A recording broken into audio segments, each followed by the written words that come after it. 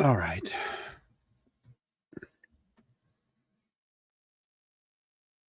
Takes a minute for things to get fired up, folks.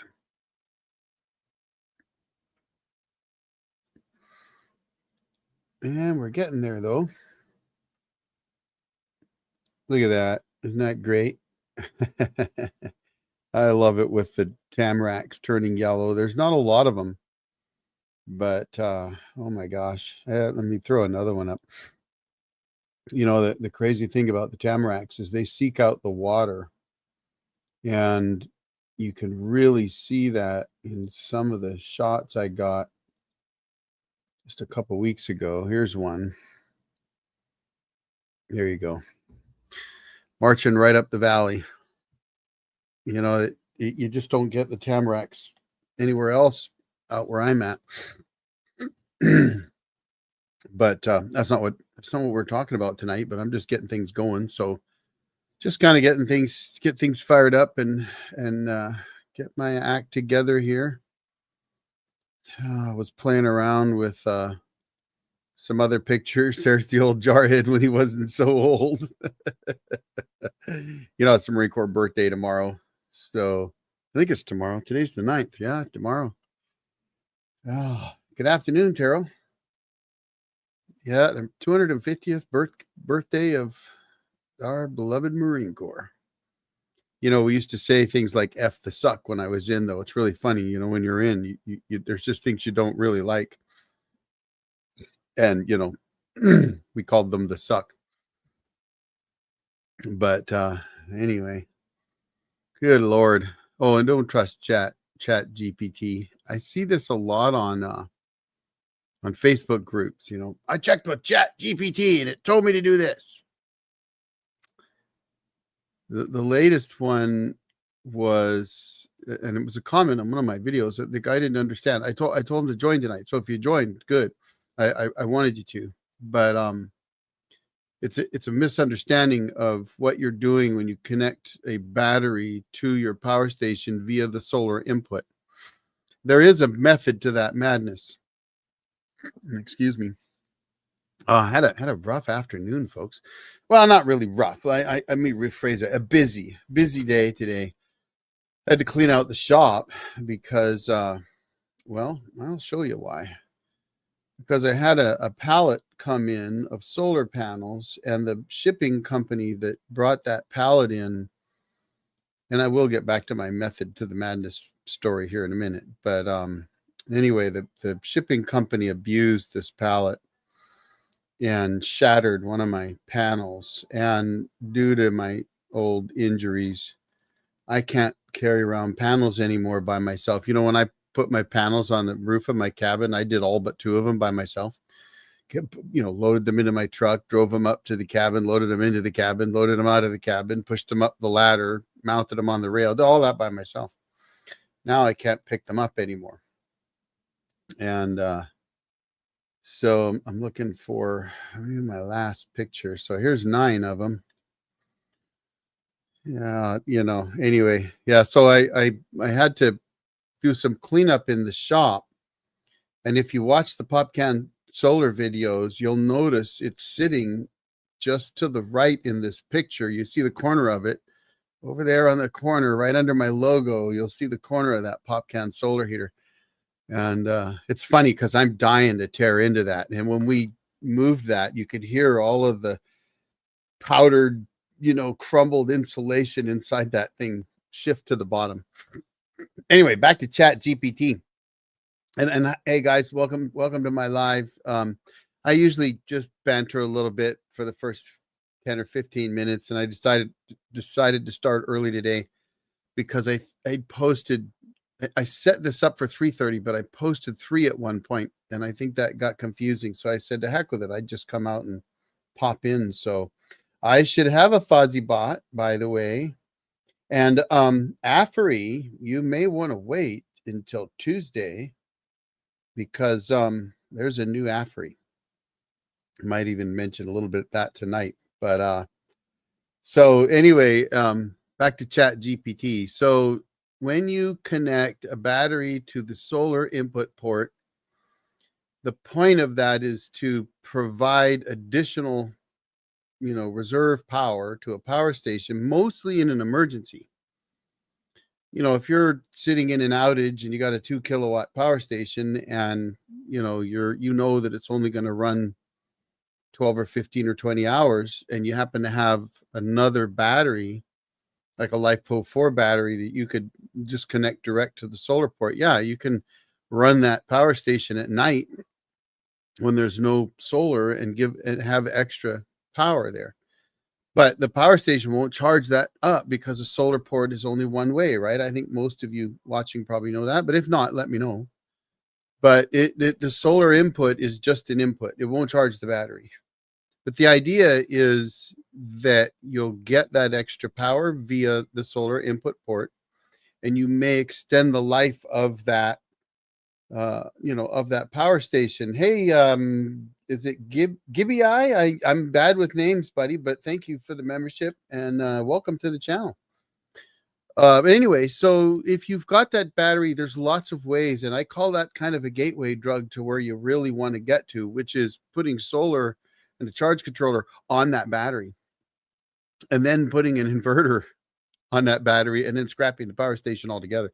Unless you're in a situation where you have to have a power station, and if your power station is, say, a Jackery or an All Powers or somebody like that uses a non-standard battery voltage, then by going through the solar input port, you can absolutely extend the life of the power station. And you're going to see me do that in an upcoming video at the cabin. So that'll be an interesting one I'm working on still. That would have been Saturday's video, but I had to make some changes to it and tweak it a little bit more, and I didn't have time to finish it. And that's why there was no video on Saturday, because I was at the cabin. I turned around, I did a turn and burn, I call them, which is I had been at the cabin the weekend prior on the 31st, 1st and 2nd. And what a great weekend too, guys. Oh my gosh, it was awesome. But I really needed to do some winterizing, and I needed to get a little bit of work done underneath the cabin. And so I decided, instead of going to the Veterans Day parade, which I really wanted to go to, I ended up racing up to the cabin on Friday and just staying until about 3 p.m. on Sunday, and then heading home.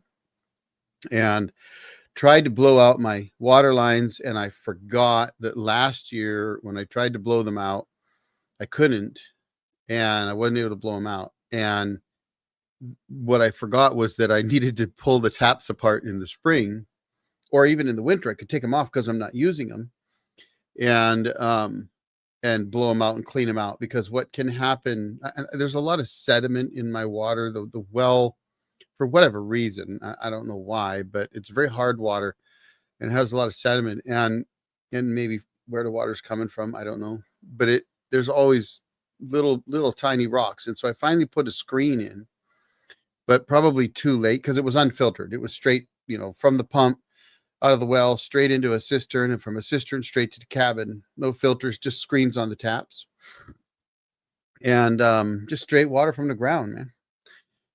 But it clogged up the cold water faucet in the bathroom, so I actually had to take the hot water hose off and switch them left to right, so we just had cold water because we didn't want hot water to brush our teeth with.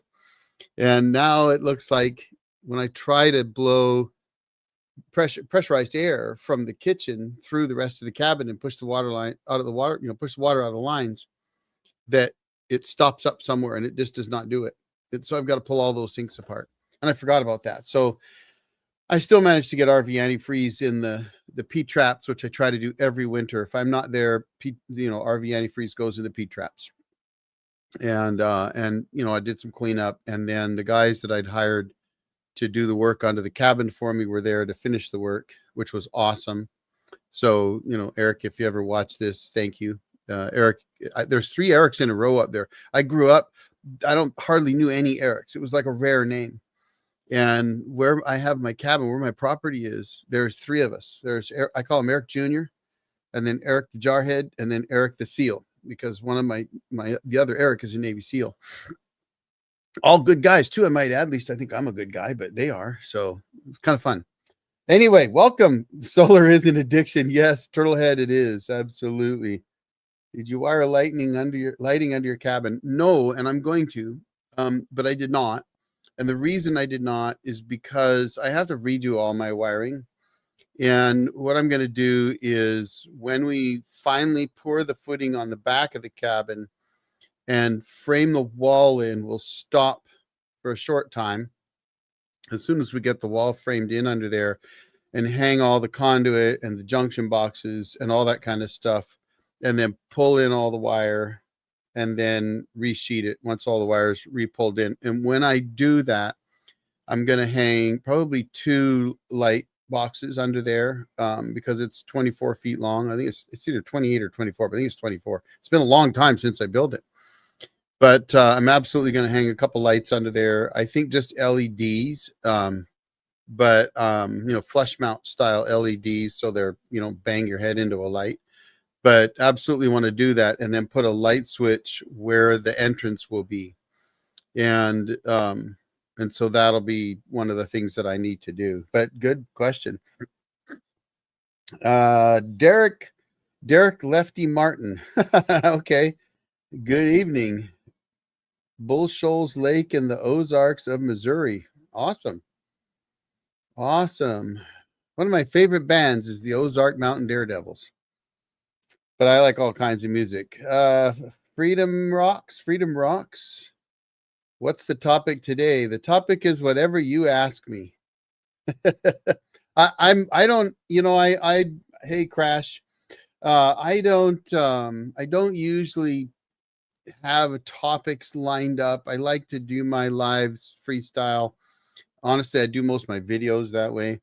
I don't script anything. I just give you what I think. And but usually I have something on my mind. I was thinking of talking a little bit about the cabin adventures I've had lately, but also my shattered solar panel.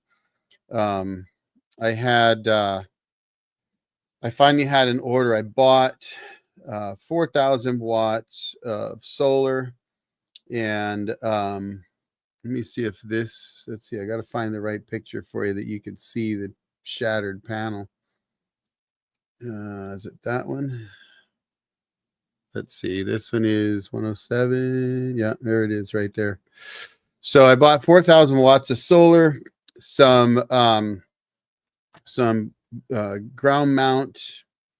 There you go. You can see that.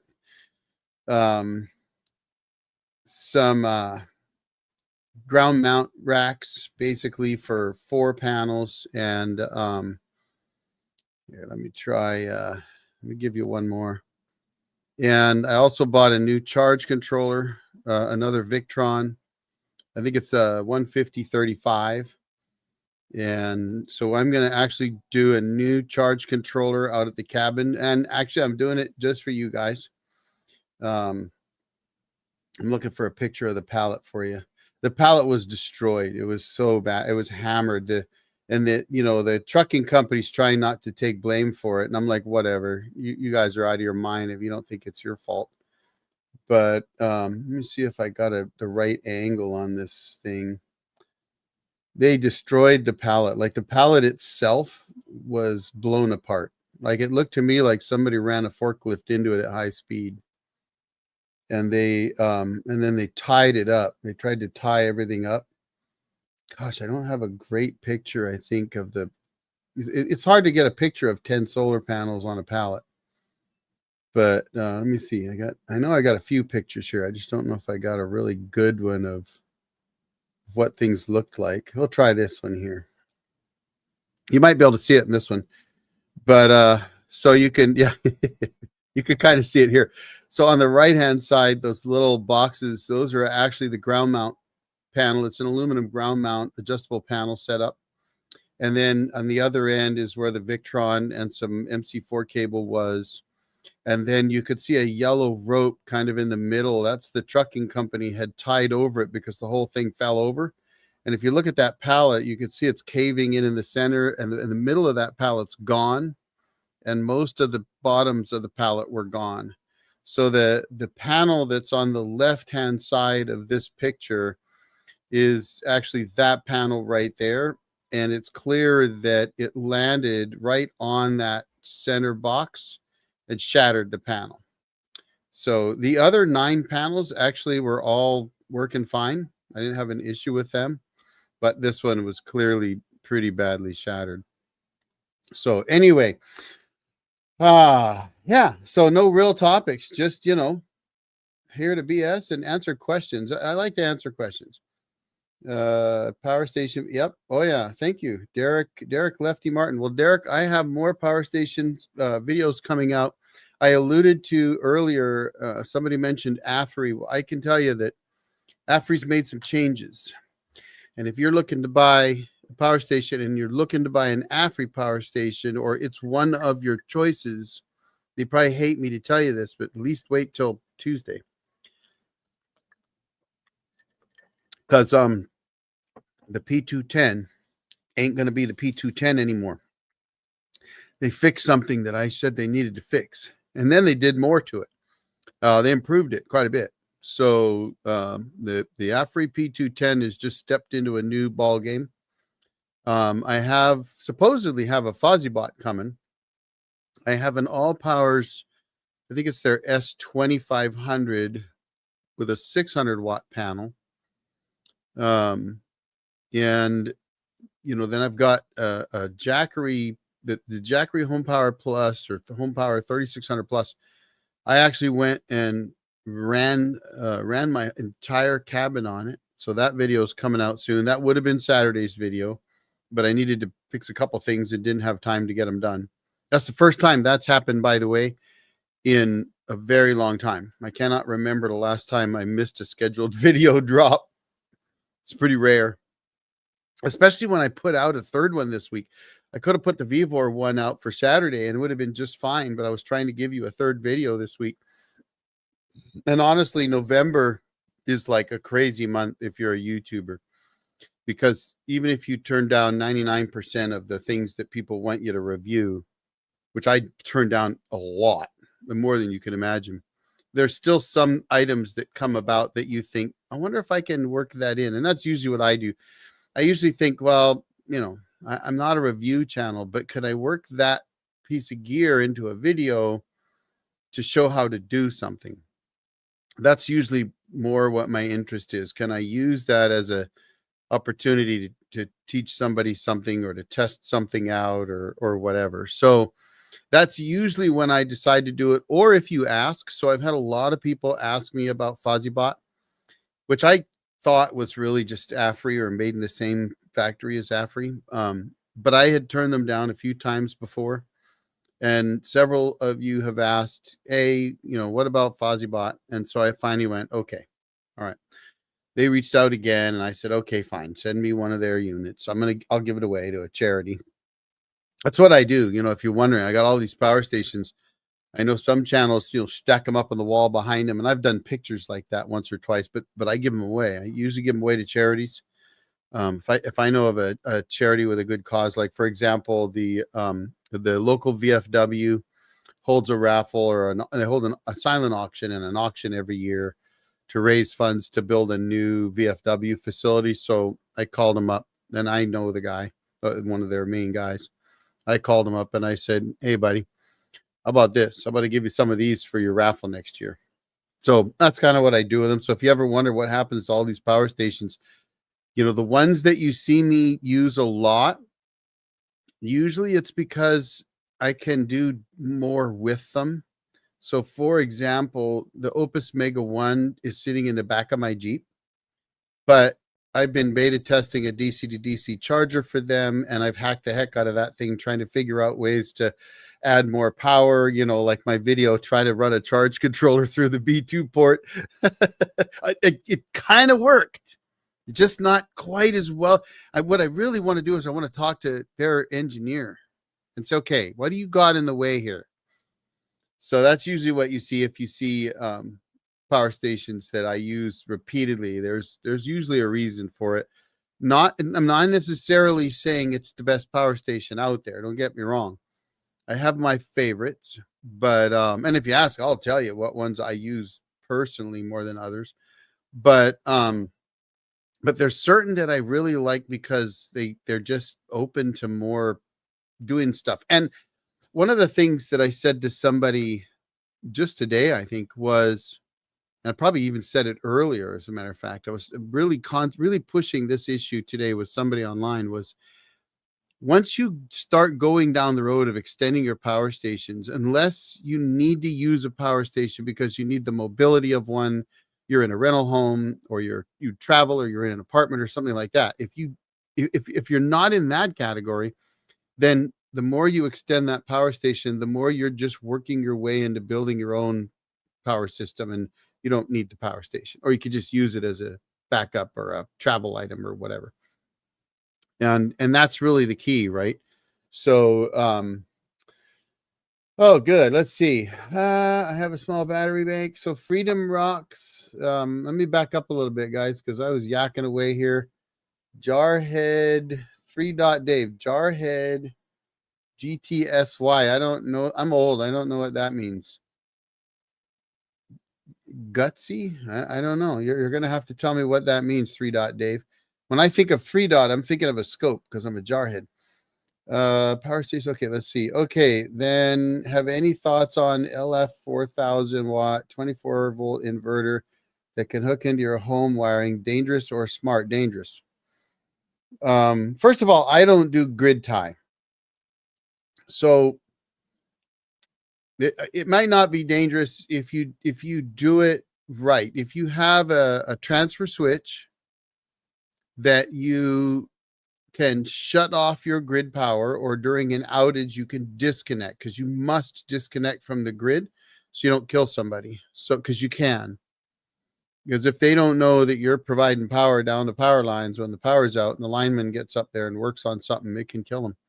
So if you put in an automatic transfer switch or manual transfer switch so that you cannot power your home unless that grid is kicked off, then yeah, actually you could absolutely, and low frequency inverters can take way more punishment than high frequency inverters. If you don't know the difference, in a nutshell, first of all, low frequency inverters are big and heavy and expensive, right? So my 4,000 watt Ames inverter ran me $1,200 or $1,300 back in 2013, and today they're $1,500-$1,600, maybe more, for a 4,000 watt inverter. Well, for that kind of money, you could buy a power station with a 3,600 watt inverter, right? Like, how is that? Well, those big low frequency inverters use bigger capacitors, they use big transformers, they actually can condition power, and their peak is typically 3 times their rated power, and they actually can peak at that. Versus high frequency inverters, they usually claim double, and you might not really see it, or it has to be very, very fast because they're just not built to do that. So low frequency is good. Is 4,000 watts enough? Because, you know, houses use a lot of power. If it's just to get you through an outage, it might be. And then if you tie that to a bunch of batteries, that's just a essentially an off-grid type system you're using to back up your house. And that's actually where I was kind of pointing to when I was talking about, as you upgrade your power stations, you start working toward do it yourself. So yeah, it can be dangerous, yes, but very smart. So I know that kind of was a roundabout way to answer your question, but it's really important to note that if you're going to tie an inverter into your house, it has to be with a transfer switch. Just like if you were to have a generator that ties into your house, right? You got a backup generator, you have to have a transfer switch. As long as you got that, you're good to go. And a 4,000 watt low frequency inverter is going to run air conditioning. I mean, you can run a lot with one of those. Now, I'm going to tell you, get a good one. So I'm currently running a SunGold Power inverter. I would not go buy that same inverter myself if I could afford the Ames version of that inverter, because I think the Ames is better. The SunGold Power gets hotter than the Ames does, although it keeps running. And I know it's not sitting the way it should be, but that shouldn't matter. The Ames never was either. So better quality is going to be important. I mean, they're both expensive, but the SunGold Power, which by the way is an Ames clone, is probably $200 or $300 cheaper than the Ames. So they're both made in the same area in China. Ames is an American company. Sun Gold Power is not. But if it were me, I'd spend a few extra bucks and get the Ames. I have the Sun Gold Power because I was curious about their remote and the differences in it. And it's been a good inverter for me. It's just that I'm just being honest, right? Like that's been a good inverter. Lots of people use Sun Gold Powers. They work fine for them. But if I'm going to do it, I'm going to get the better one. That's just the way I am. But yes, absolutely do that. I do have a small battery bank. Well, if you have a 4,000 watt inverter, then what is a small battery bank? Because it should have a lot of battery behind it, right? Like I've got just shy of 10 kilowatts behind mine, and it kilowatt hours, watt hours. Sorry, come on, come on, Eric. My brain is not functioning tonight. Just shy of 10,000 watt hours, so that's 10 kilowatt hours. Behind mine, I could use more. Critter Ranch in San Bernardino County, California. I'm building a pergola with solar roof. Nice. I actually, the panels that I just bought and got delivered on, Thursday, I think, or whenever they showed up. 4-ish of those are intended to be the roof for my little lawn tractor, because I think that's a great way to utilize solar panels, right? They're bifacial, so it'd probably be better to put monos up there, honestly. I mean, bifacials would be better off to stand up straight up and down like a fence somewhere, but maybe. But why not use them for roof paneling? And they're pretty inexpensive today. So I love the idea. I think that's great. And the more you get into, the more you do, right? Have you tested to see how much power is coming from the broken panel? No, I didn't even bother. It's shattered well enough that, I mean, when you move it, you can hear it. It's like a broken window, right? As you move it, it starts to crack and crumble. And so that thing is going to fall apart. So, I mean, it's possible it still produces power, but I'm not going to mess with it. I'm not in a hurry to use them anyway. Douglas Hickman. Hey, how are you? New DJ. Are you a DJ or do you go by DJ in your name? I used to go by EK for a while. Turtlehead. How does it tie into your home? I wired my cabin so I could choose solar or grid for the 110 without worrying about backfeeding. Well, yeah. Okay. So if you did it like I did, you could do that in that you tie the grid into the inverter where you would normally wire a generator. In fact, a lot of the all-in-one systems, they have one port or one pair of lugs you can land, either cables coming from a generator or power coming from a grid panel that then would go in for charging the battery bank on that system. You could certainly do that. And then essentially you're running your entire house off the inverter. It's the way my cabin is, right? So my generator is plugged into the back of my inverter, and then on the front, and then the power comes out the front as well, going into the cabin. So if I flip my generator on, the inverter goes into bypass mode and the cabin runs directly off the generator.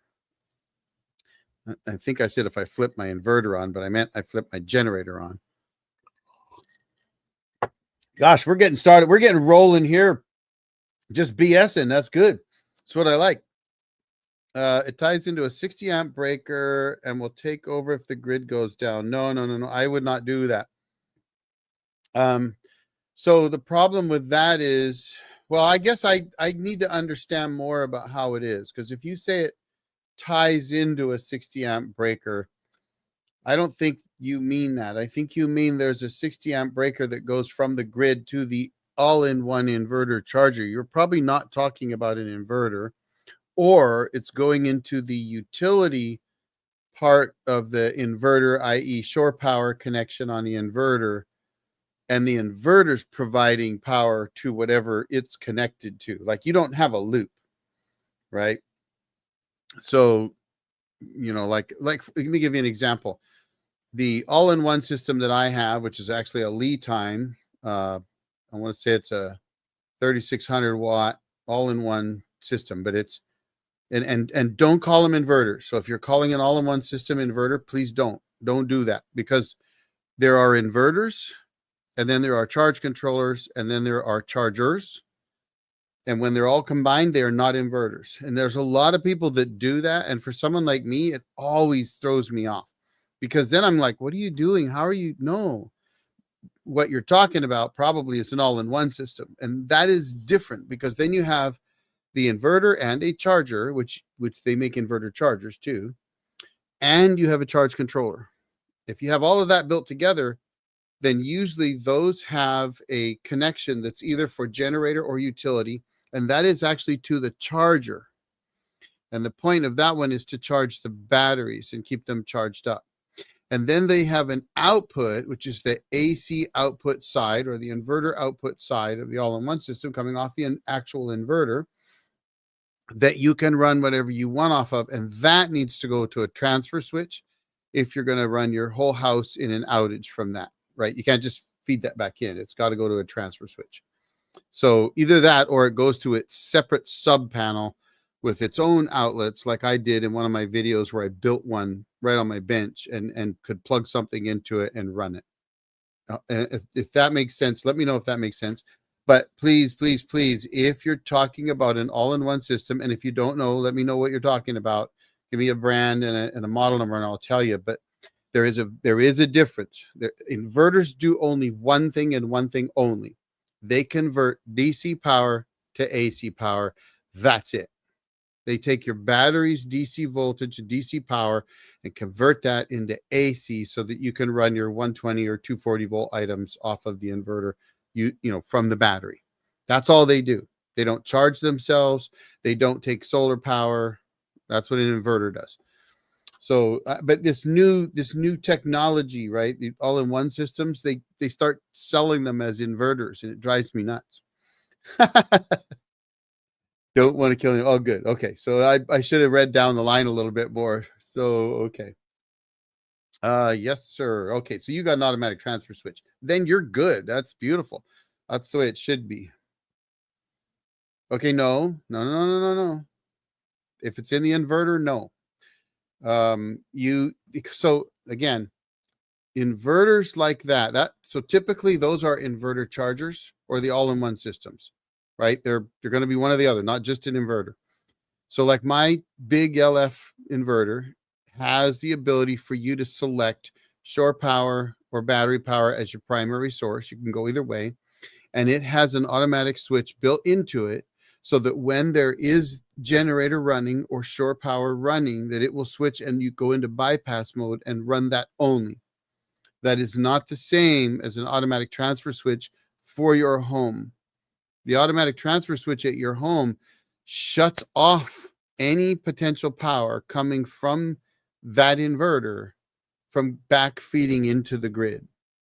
So that's a totally different thing. It literally will disconnect your house from the grid and allow only the inverter through its batteries, etc., to power the house. So they are different. Think of it like a generator. My wife sold my EcoFlow River 2 Pro yesterday. Now I got nothing but solar panels. I need the Anchor Solix F2000 power out 9 times this year already. Well, why'd you let your wife sell your EcoFlow? Help me understand that one.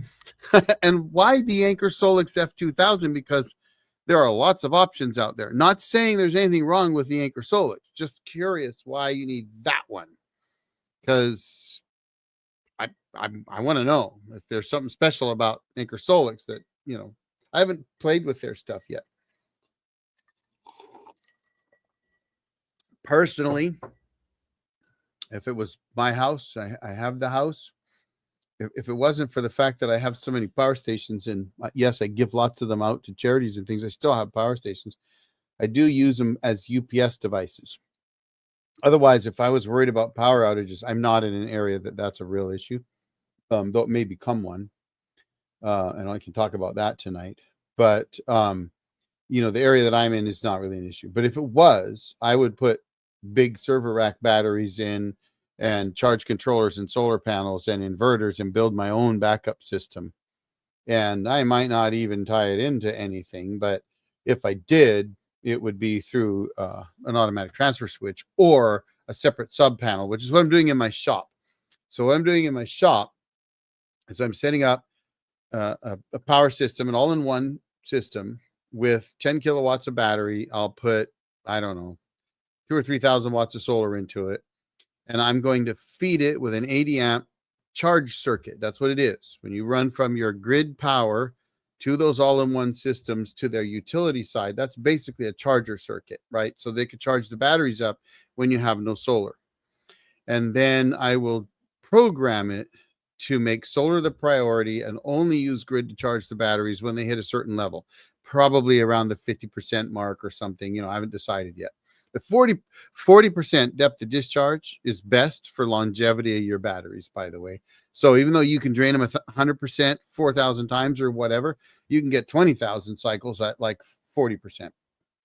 So in any case, I would set it like that and then run a separate sub panel off of my all-in-one system and then run lights and that kind of stuff off that. And so in other words, if the power goes out, those lights will never know, won't care. Nothing running off that will ever know because they'll be running off the batteries from the inverter anyway. That's, you know, that's how they'll be running.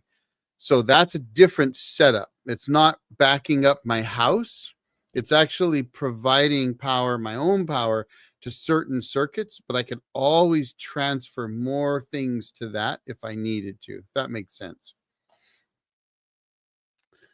I'm just going to go through comments here and see what we got. I have 2K auto transfer in my cabin, but I'm not using it in that configuration at the moment. Right on. There he is. I saw you earlier. Hey, by the way, I said I was going to give some memberships away too, so I need to do that, huh? Let's see if I can give some away. Let's see. Membership gifting. Oh, I can send 5 right now. Boom. There you go. So for those that get them, I do those just as a you can see what's I actually got, let me back up. I get a comment every once in a while. Oh yeah, you're a channel that has memberships. I'm unsubscribing. And I always don't really know what to say because, you know, it's like Patreon accounts. Lots of channels have Patreons. And memberships really are they're a way to support the channel. So thank you for those that do. I really appreciate it. And it gives you a little bit closer connection. You know, like I have some stuff that I post just for members. So I'll share some stuff maybe that I'm working on, videos, or even just what I'm up to. Maybe I'm going to the cabin or something and I'll post something, or maybe I'm up there and I'll share something. And then I release videos early to members. Now, to be honest, because I do 2 videos a week, sometimes 3, it's you know, not that early, usually a day or 2 in advance, sometimes 3. But there's also videos, like maybe I produce a video and it's 30 minutes long and I know I need to get it down to 10 or 12 because that's just the way YouTube is. Then I'll cut that video down to 8 or 10 or 12 minutes, but I'll often leave that 30-minute version up for members only. And for members only, when I do that, I also turn off monetizing. So I can't when I do scheduled releases. So those will have commercials, you know, when you're on a scheduled release, but the members can see them first. But anything that's members only that I'm not releasing to the public, then those which, you know, aren't necessarily as well put together, I'll admit, you know, a lot of times it means I haven't spent enough time editing yet. I need to do some more and really trim it down. So the final finished product is always going to be shorter, but those longer ones might have stuff that gets cut out of the main video and members will get to see that. And there is a reason I do it, by the way. I do it because if I didn't, then nobody would see the video because YouTube wouldn't share it. And the way it goes is when you produce videos for YouTube, one of the biggest, most important metrics you could possibly know about, try to follow, is average view duration. And we all do this, right? You click on a video that you think might be good, and in the first 30 seconds, you can tell it's AI, and you're tired of AI, and so you click off. Well, that hurts that video. or maybe you've got a video that you of somebody you like, and it's a 10-minute video, and at 5 minutes in, you're like, you know what, I'm done. I got what I wanted out of this video, and you move on. That doesn't help the channel at all. And so YouTubers at a certain point begin to learn that they have to either start editing down the duration of the video to fit what the audience wants, right? You get to decide. But believe it or not, you are everything to somebody like me, because I do this full time. So I always try to look at, what does my audience want? What do they want to know? And how can I present it to them? And I'll pay attention to every video. And if I put a video out and it doesn't do very well, then I go, okay, why not? Was it the topic? Did I miss something in the middle? And I'll often go back and rewatch them and go, that was kind of boring in there. You should have cut that out, right? And so I constantly try to tailor my videos for my audience. And I know that that's an 8 to 12 minute target video for power station, off-grid power type stuff. So anyway, that's what members get to see. They'll also get to see some of the old crazy stuff that I did long, long ago, because I did put my first video on YouTube, I think around 2010. And they were not very good. Because when you first start, you have no idea what the heck you're doing, right? You don't know. I once put a camera on it's like a bumper cam. It was like a mount that went on my license plate. And I did on my Jeep, and I drove around on my property. I thought it was really cool. You wouldn't watch 5 seconds of that, right? I mean, you'd be so bored. It's crazy. But you don't know that when you first start making video. You think, oh, yeah, I can do this. You have no idea until you start learning, right? So anyway, there you go. So I gave away some memberships for those that got them. Welcome. It's just a little taste of what's going on. It's something you get to do. All right, let me find out where I am in the comments here, because I've just been blasting away and it's hard to keep up sometimes. So I'm going to look. So we're back to my wife sold my EcoFlow. I want to know about that. I need to know a lot more about that, Mr. Hickman. Unless it's your ex-wife. Maybe your ex-wife sold it. 2K auto transfer. Okay, we saw that one. And I saw Mr. Great Dane. Semper Fi, brother. Happy birthday. Happy birthday to all Marines out there. I know it's the 9th, but that's okay. We could celebrate for like a whole week or two. See, I only have 5 kilowatts right now. Po folks have to do it when they get the money. What do you think how come you think it's taken me so long to get a new solar panels for my cabin? Good Lord. I put my last panels in 2017, I think. So about 8 years ago. And I finally bought new panels. 3 of them are going to go to the cabin. I'm going to have to modify the rack. But yeah, I mean, I had a good job back then, but I'm retired on my disability now. So, and YouTube doesn't pay that well. Not at all. But I enjoy doing it. All right. Where are you at that has that many power outages, Douglas Hickman? Oh, let's talk power outages, shall we? Because you're all going to be somewhere that's going to start having a lot of power outages. But I do know that there are places, I think he might be one that's in the Ozarks. There are places in the Midwest and back east, especially, as well as the coast. On the coast of Oregon, Washington, British Columbia, that area, man, those storms can come in and knock power out. We were so used to power outages that if the power went out, or actually if we knew there was a storm coming, we filled up the bathtub right away. That's the first thing you do. You fill up the bathtub because you need the water. And that might just be flush water, right? Or wash water or something, but you're going to have some water. Fill the bathtub up. Then you start filling up other jugs and things, because if the power goes out, the pumps go out, you don't get water. And then you get all your candles out, you get your hurricane lamps out, you get your flashlights out, you get your cook stove, camp cook stove, like it's camping trip time. And it happened enough that it was a routine. Oh, there's a big storm tonight, better fill the bathtub up.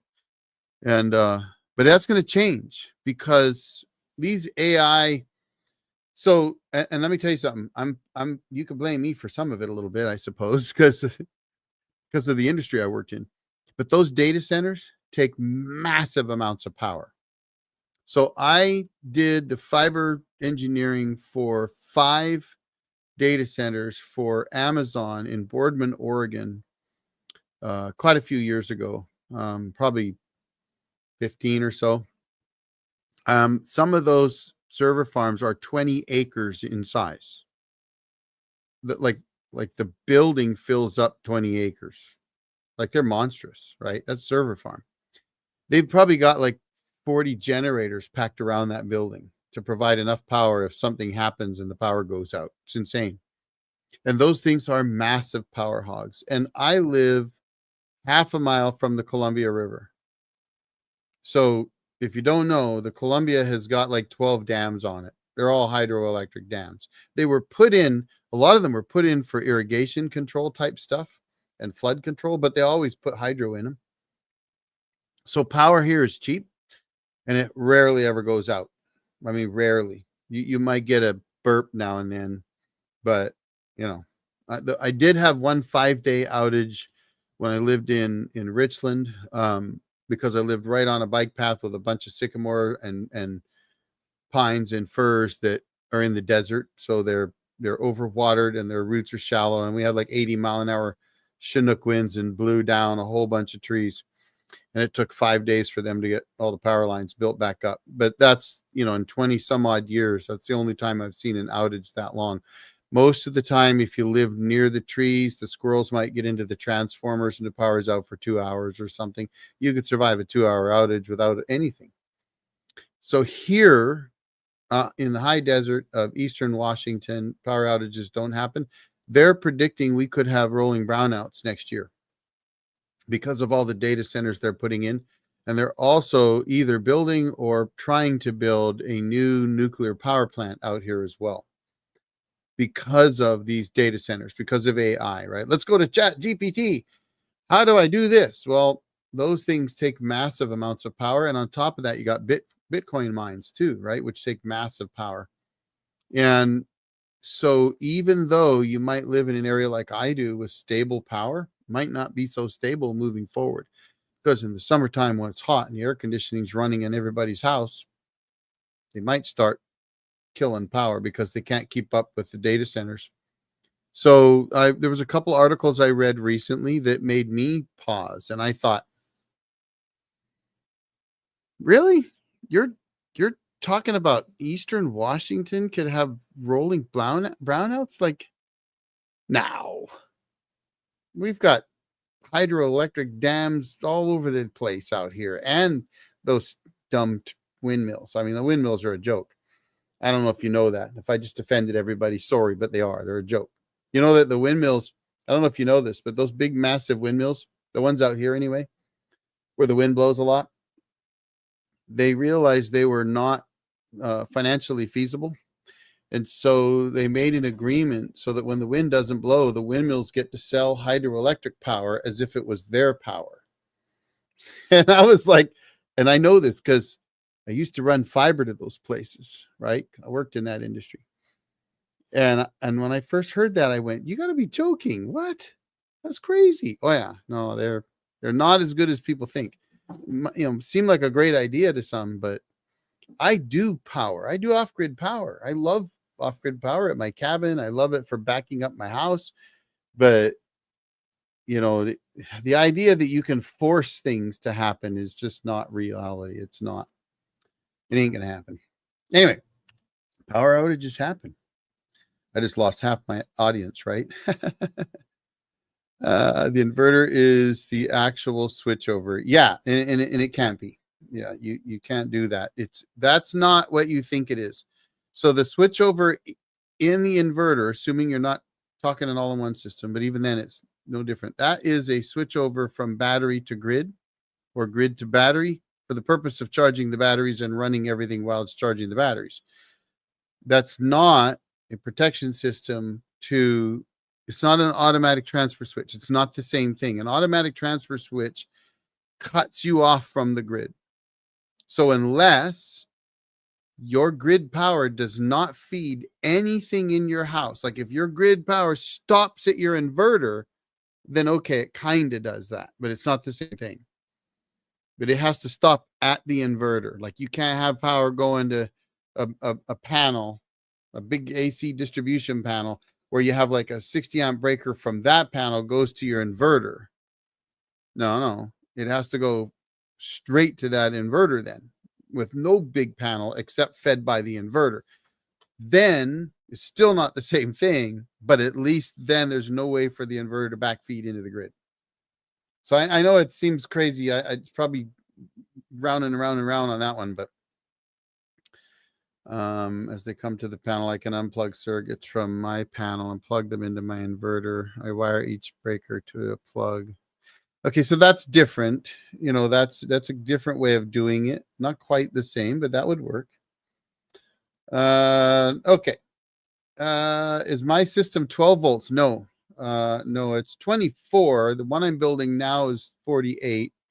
My 24 volt system I built in 2013, and it works so well that I haven't bothered to switch it around. But I'm actually seriously thinking of dumping the inverter and going to a different situation. I'm contemplating how I'm going to do it, because I still want my low frequency inverter for heavy induction loads, startup loads, compressors, air conditioning, that kind of stuff. But it uses so much power that I think it uses, I mean, it's insane. I think its idle power consumption is probably just under 50 watts, which is like 5 times what it should be. And that's crazy. And I remember when I first built my system, my Ames inverter also had pretty high idle power consumption. And then when they're providing power, they use a lot more. So they're really awesome inverters for what if you need them to start those heavy loads, like a compressor, like your air conditioning. If you don't have one of those newfangled, inverter air conditioners that don't have a hard start, but they use so much power that like EG4's 6 kilowatt all-in-one system that they sell, I think they claim their idle power consumption is like 8 watts.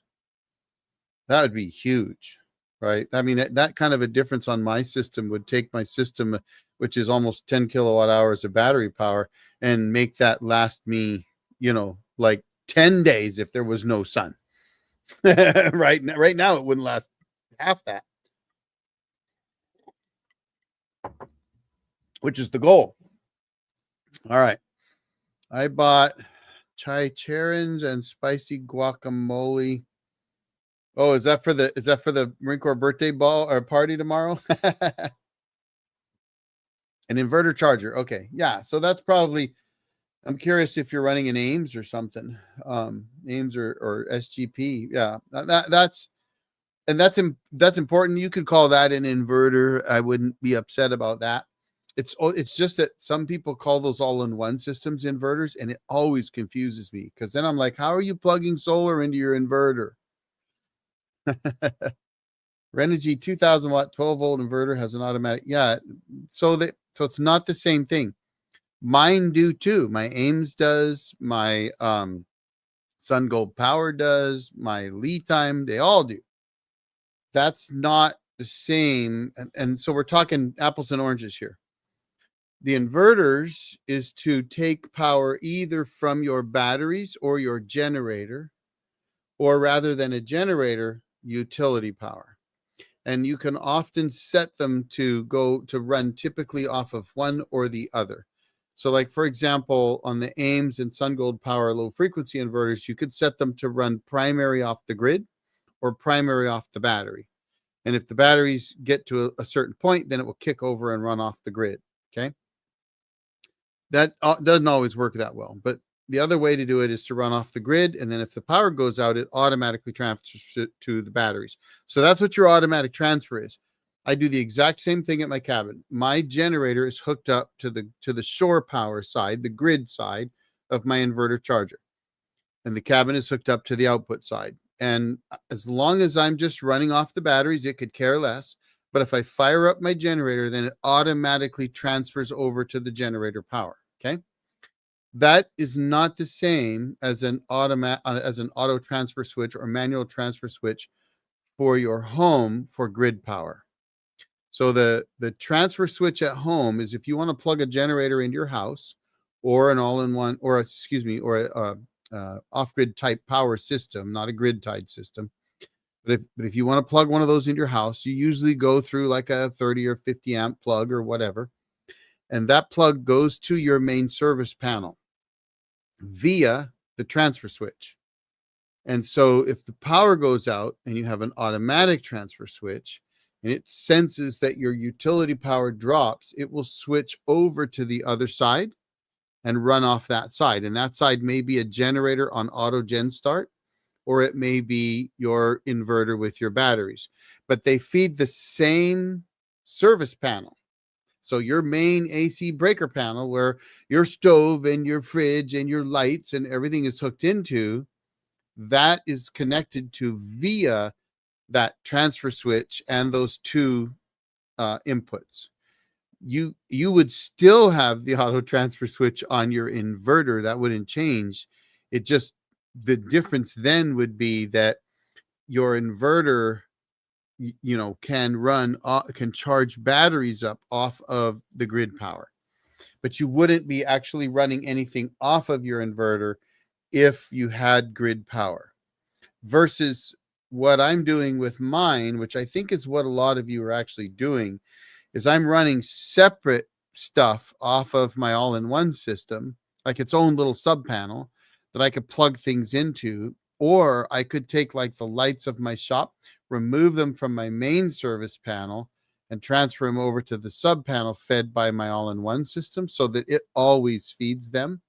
And they're always running off of that system, that inverter, that set of batteries, those solar panels, all like an off-grid system. And it's just has the grid to provide charge to the batteries. Does that make sense?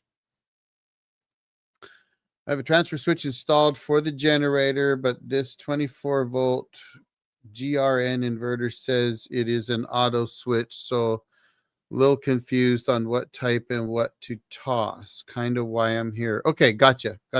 Yeah, so let's walk through this. And that's what I was just talking about. So if you have a transfer switch installed for the generator, then that is a transfer switch that will cut off utility power from the grid and allow your house to run on a generator. That's usually what that means generally, unless you hooked it up some other way.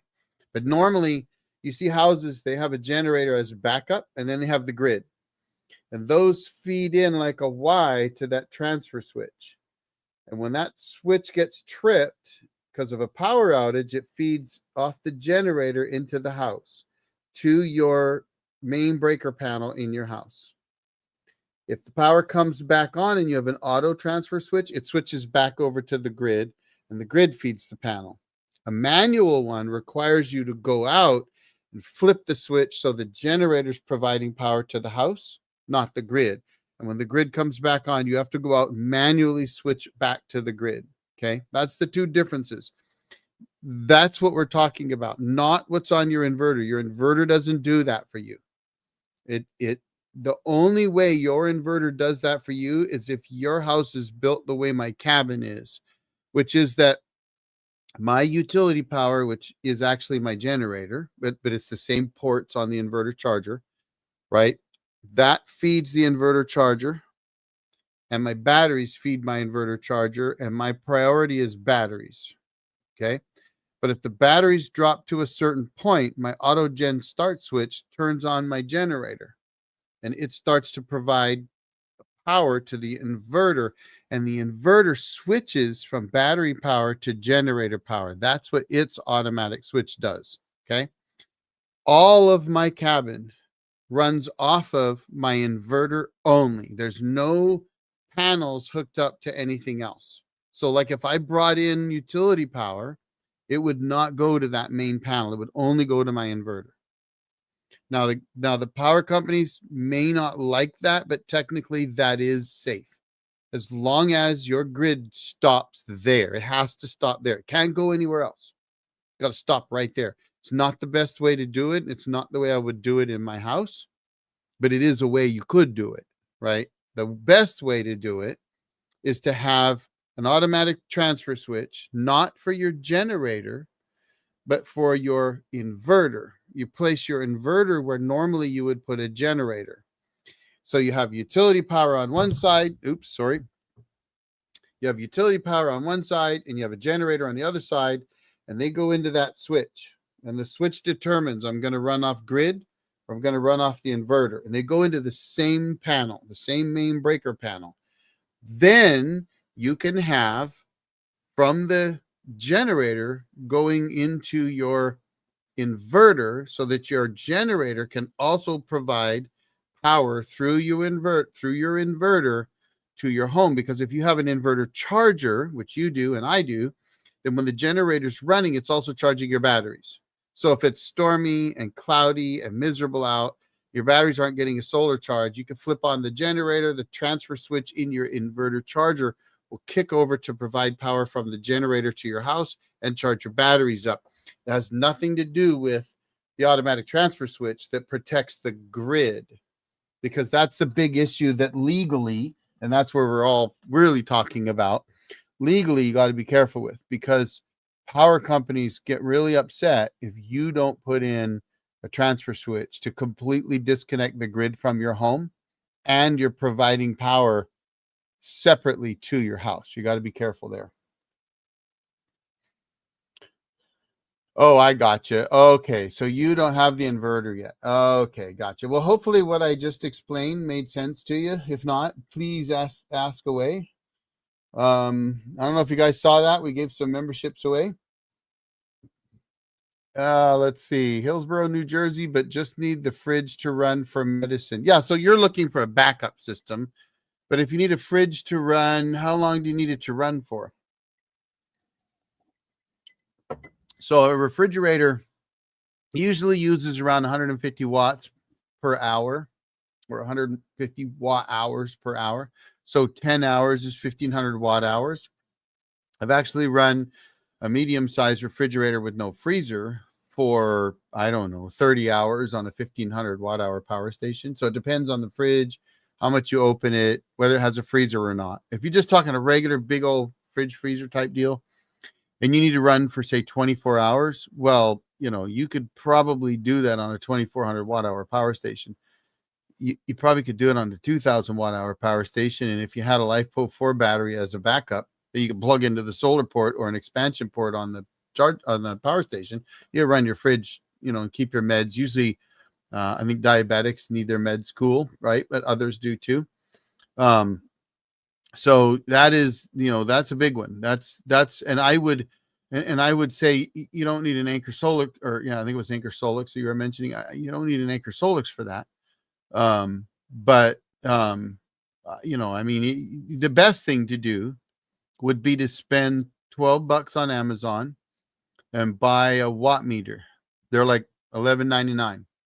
Get a watt meter, plug it in the wall, plug your fridge into the watt meter, and run it for 24 hours. And that'll tell you exactly how many watt hours your refrigerator used in that 24 hours. Now, you got to bear in mind, power station is going to use more than that because it needs power to run the inverter too. But that's going to start you off on the right path. So if in 24 hours you use 2,000 watt hours, well, you're probably going to need about a 3,000 watt hour power station to run 24 hours, right? But that's how you do that. Figure out first how much power that refrigerator uses and what are the length of your typical outages. So if your outage is 2 or 3 days at a time, then run it on the watt meter for like 3 days and then see how much power you used. Now, you don't necessarily have to get a power station that big, because with solar panels, with extra batteries, you can extend the runtime on a power station. No problem.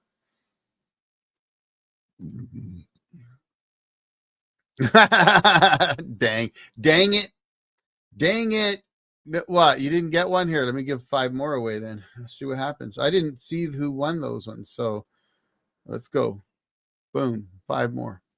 Let's see who won them. Let me see if it sees. Let me see who won them last time.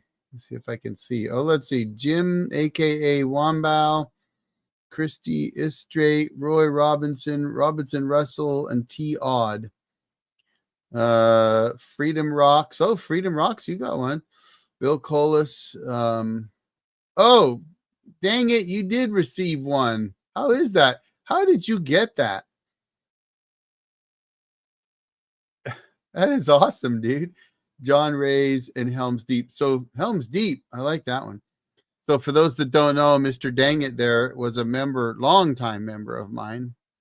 And we've known each other a little while from my sawmilling days.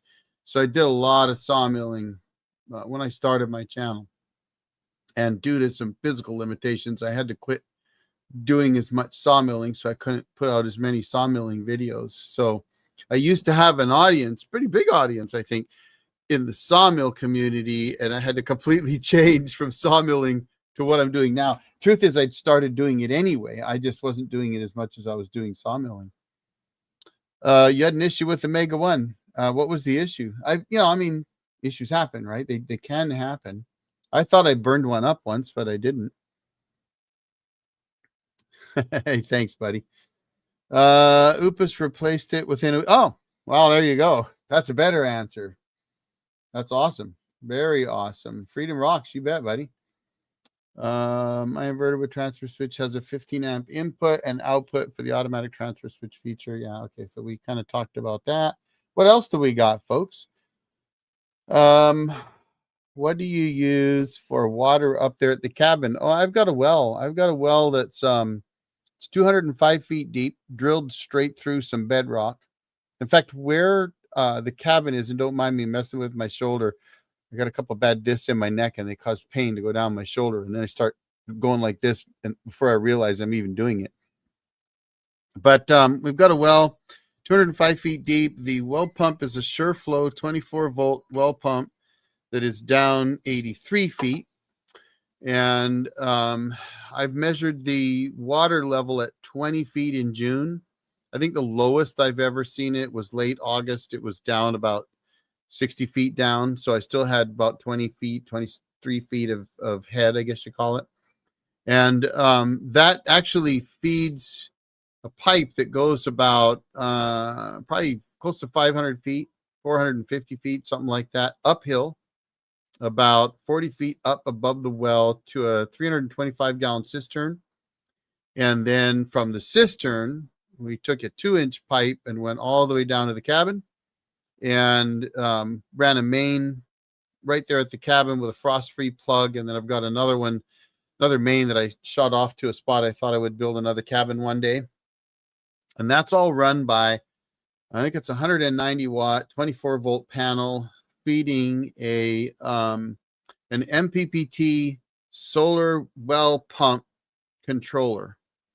And it's interesting because they don't make those anymore. I'm sure somebody makes them, but the company that made that one is gone. And I put that one in, I don't even know, 2012, 2011, 2012, somewhere around there. I did all kinds of things to try to get that thing to work, and that was the thing that worked the best. And it has the charge controller for that has a normally open, normally closed switching system for a float valve. And I installed a float valve in the cistern. So just like your toilet, right? When the float valve drops to a certain point, it kicks on the pump, and then the pump pumps water back up to the cistern. Of course, only does that when there's sunlight. Works like a charm, except for when the rats chew the wires at the float valve, and then the pump just keeps pumping and overflows the cistern. Ask me how I know. And then you have to rewire things so it stops doing that. And now I just have an on-off switch. I just go out and turn it on once in a while to put some more water in the cistern. And I need to go up and put a new pipe in the ground and new cable and stop those rats from chewing my wires. I hate rats. I'm going to tell you a secret. So, wood rats are horrible, horrible, nasty animals. If you don't know that, it's a pack rat. Wood rats, pack rat, same thing. They're nasty, nasty buggers. I'm gonna use some language here. They piss and crap over everything, and they're terrible. I mean, they mark everything. There will be brown urine stains over every single thing around them if they can do it. It's disgusting. I hate those guys. And I have hunted rats with a pellet gun for years out there. It would not be uncommon. Like, you don't want to go by my cabin at midnight if the rats are out, because I'm going to come outside of my drawers with a pellet gun and a flashlight and do combat with the rats. And I have done it many times. I usually put some pants on. but I literally have gone outside barefoot, 2:00 in the morning with a pellet gun and a flashlight, and I'm hunting these damn rats, because they will, not only do they do that, they will try to dig into your insulation. They will find every sneaky way they can to try to get inside. And so it's battle. You do battle with the rats all the time.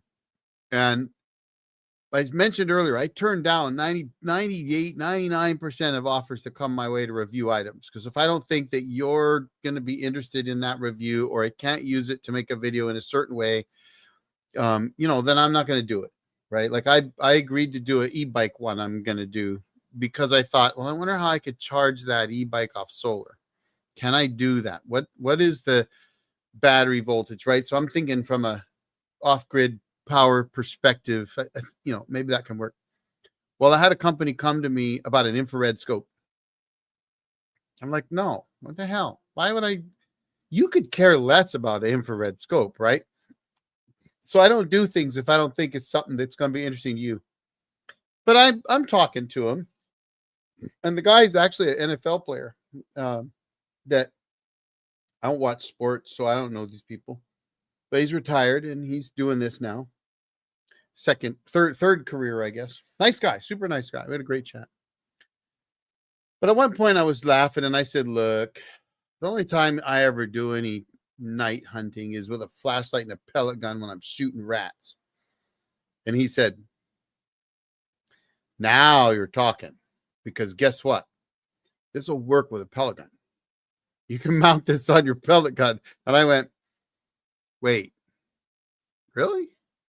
Okay, hold on a minute here. We might have to have this chat now. So, by the way, I may be doing an infrared handheld or clip-on or mounted scope video sometime in the future. Maybe. We'll see. But I was like, if I can mount that to my little air rifle and go after the pack rats, now that we can do battle now. We're gonna take technology up another level, and those rats are gonna pay. They're gonna pay for all the damage they've done. And let me tell you, these are big rats. Like, they're, with their tail, they could be 10 inches long. They're like big monster rats.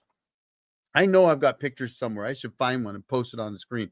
They are big, huge, nasty rats. The only good thing about those rats is they don't carry the hantavirus. And I was like, I could use an infrared scope to hunt my rats. Oh man, I can feed some coyotes. Oh, good Lord. 2 regular plugs plus the input outputs that are basically okay. Let's see, 300-gallon tote, 12-volt pump to pump water into my bathroom and tub. Lazy in my old age. No, that's not lazy. That's more work than I do, buddy.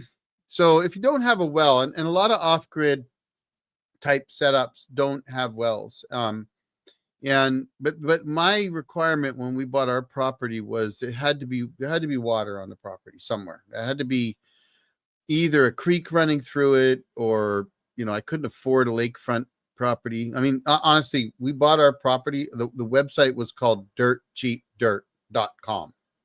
Honestly, it's probably still out there. So, it's not like I was buying lakefront property on, Lake Coeur d'Alene or something.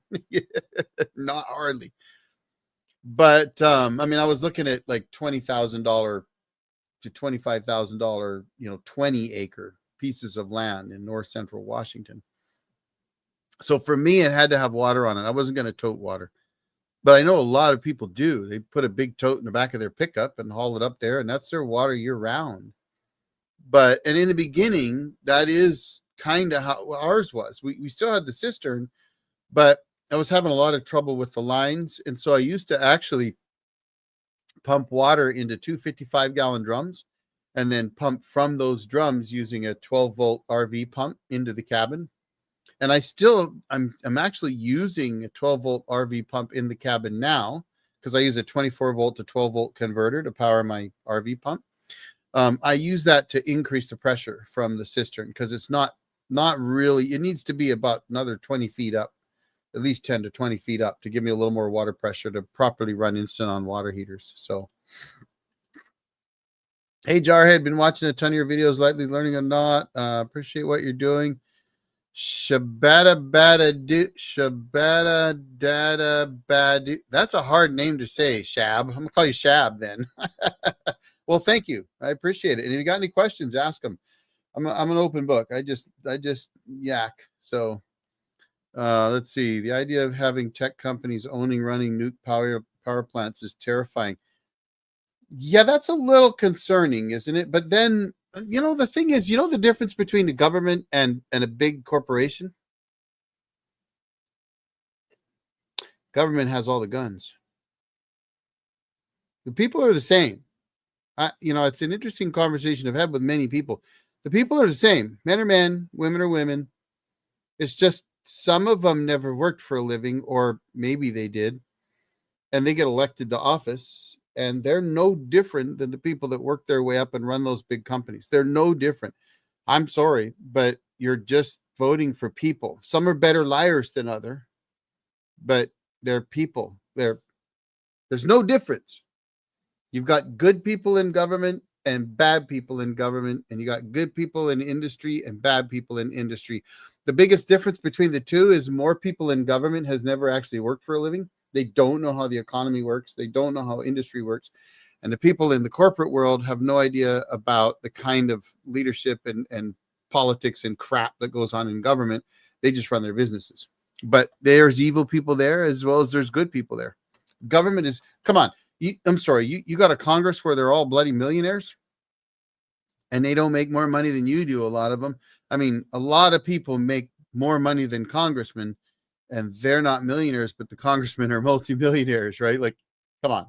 I mean, something's wrong with that picture. If you can't see that a congressman or woman, I can think of one woman right now who is a bartender, who's a multimillionaire now. If you can't see there's something wrong with that picture, and it's both parties, right? It's not one party or the other. They both do it. If you can't see there's something wrong with that picture, then you're missing the boat. Because if you make 170 grand a year, which is what congressmen make, right? Approximately, and you're a multimillionaire, you're cheating somewhere. You're cheating. I'm sorry. You're cheating. Because let me tell you something. When I worked in telecommunications as a manager, my income combined with my disability income was more than that for a while. And I'm not a millionaire. I'm not even close.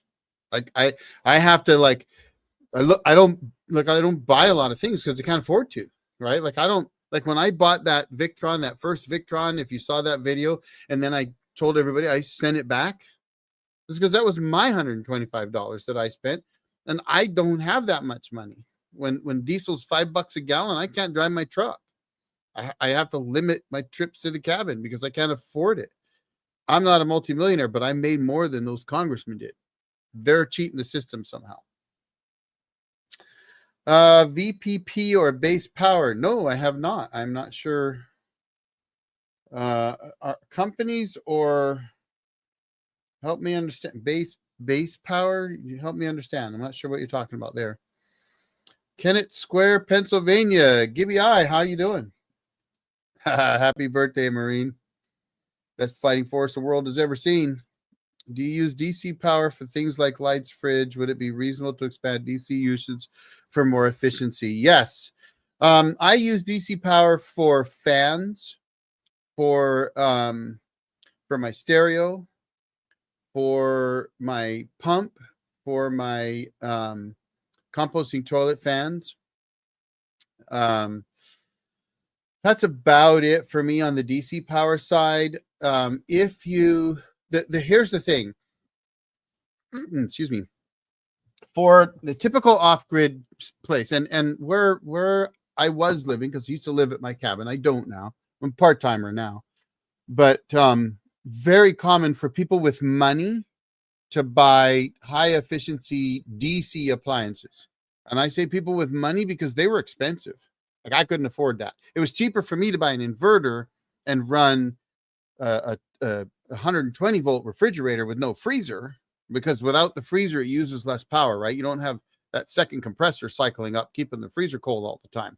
So by getting rid of the freezer and just not having one, then I did better. And I could use less power. And it was cheaper for me to do that than to buy a 12-volt appliance. Now, today, you can get refrigerators that run off 12-volt like crazy, right? Like I've got 4 of them now. My first one was 80, it's like 82 quarts, right? Now they're the chest style fridges. So, I mean, it's not as convenient as a stand-up, but you can even convert stand-up fridges to DC. And yes, it is more efficient, though in my case, I'm not a 12-volt system, so I already got to convert. I got to convert from 24 to 12 volts. And when I go to 48, I'm going to have to convert from 48 to 12, right? So you're going to lose some in that conversion as well. So it's kind of, you get to a point where it's 6 of one, half dozen of another. And I would say don't get analysis paralysis, right? The best thing you can do is add more solar. That's the first thing I would say. More LifePo 4 batteries, in my opinion, if you don't run LifePo 4s, you're missing the boat. And the only reason to not run them is if you're in like north central Alberta and you expect 50, 60 below, and you're going to leave your cabin and you can't keep your wood stove running all the time, right? Like, I mean, if you can't keep the batteries warm, okay, run lead. Otherwise, because the lead is just totally not as good as LifePo 4s. Like I run 360 amp hours now when I used to have 660, and I have 2, 3 times, 4 times the power I could use today than when I had that 660 amp hours, because it's not. That 660 amp hours is a quarter of that at best, really, in the real world. And it's, you run so many risks with lead. They don't have BMSs, right? They're just not worth it. I ran lead for 12 years. And when I switched over to LifePo 4s, I was so happy. And I didn't even know it. I just began to realize things like, oh, I'm not afraid of using the microwave anymore, right? Because I used to be afraid to run any kind of power hog thing unless the sun was up and shining bright on the solar panels, or I was willing to run the generator. Like, oh no, don't watch a movie. Let me go run the generator if we're going to watch a movie. Now I'm like, oh, sure, flip the TV on, microwave some popcorn, throw on the air conditioning. What the hell? All because of LifePo 4s. So more batteries, more solar. I think that there's a lot of time spent analyzing things that can give you analysis paralysis. And for example, a lot of people want to look at trackers. I'm going to put a solar tracker in. I've looked at them. But every time I look at those solar trackers, I go check the price of solar panels, and I realize for the price of the solar panels, I can get more solar than 25% increase from a tracker? Psh. Unless a tracker is going to double my power and it's cheaper. And, okay, you can get the eco-worthy one that's really, really cheap. But is it really worth it? Because good trackers are like $3,000, $4,000 a piece. So could you really get a tracker that really works that well for $300 or $400 or $500? I don't know, maybe. But for $500, well, I could buy 2 or 3 more solar panels, bigger ones with more power. So why? Right? So yes, I do use DC for certain things. My main reason for DC now is I have to have fans running 24/7, 365. So I have 12-volt fans that run in my super insulated composter room, which is also where my power is now, and my water mains and everything, and my heater and all that. That's all in that super insulated room, and it has a little 8,000 BTU heater. It's vented through the wall that runs to from a 500-gallon propane tank, and that room stays at least 50 degrees year round. I try to, a little warmer in the summer, but in the wintertime, it stays 50 degrees at floor, right? Because I want to keep my LifePos warm. And to keep that room like that, I have to circulate the air in that room. Otherwise, the heat just rises to the top and stays there, and it's freezing at the floor. So I run 220 millimeter computer fans, 24/7, 365 off 12 volt. And then my composting toilet fan is also 12 volts. My water pump is 12 volts, and my stereo is 12 volts, and my ceiling fan. All those are 12 volts. So I don't need an inverter to run those. But now that's the reason I do that now. Wouldn't it be better to just use low frequency inverter for just the well HVAC? It would be, except, let's see, HVAC and run it. Yes, absolutely, 100%. I don't use my inverter for my well. My well runs on its own system. It's also quite a ways from the cabin. But yes, and that's actually, and I've thought about this a long, long time. Probably a dozen years ago, I contemplated putting in like a 500 to 1,000 watt pure sine wave inverter just to run my generator circuit, because I realized the problem with my generator is it's the Generac EcoGen, and the Generac EcoGens were designed for off-grid systems, and they have to be tied to your battery bank, and they don't have alternators. So the only way you could charge the battery on those is through the battery charger that runs from your off-grid system, right? I.e., your inverter. So it's a 120 volt charger on the generator. There's no alternator. So, but it has like a trickle charge that'll run when the generator's not running. Well, in the wintertime, my battery kept dying because there wasn't enough charge. If the power is off, there's no charge. Sorry, there's no charge coming. If the power is off, I turn my inverter off and leave. There's nothing charging the battery. It gets cold. The battery dies. And it would get cold, like 30 below cold, right? And days and days and days, weeks at a time, can get down into some pretty cold weather. Because I'm up 3,200 feet. Not, I'm near the Canadian border. I'm not that far north, but it's cold enough. So what I ended up having to do is disconnect the battery every time I left.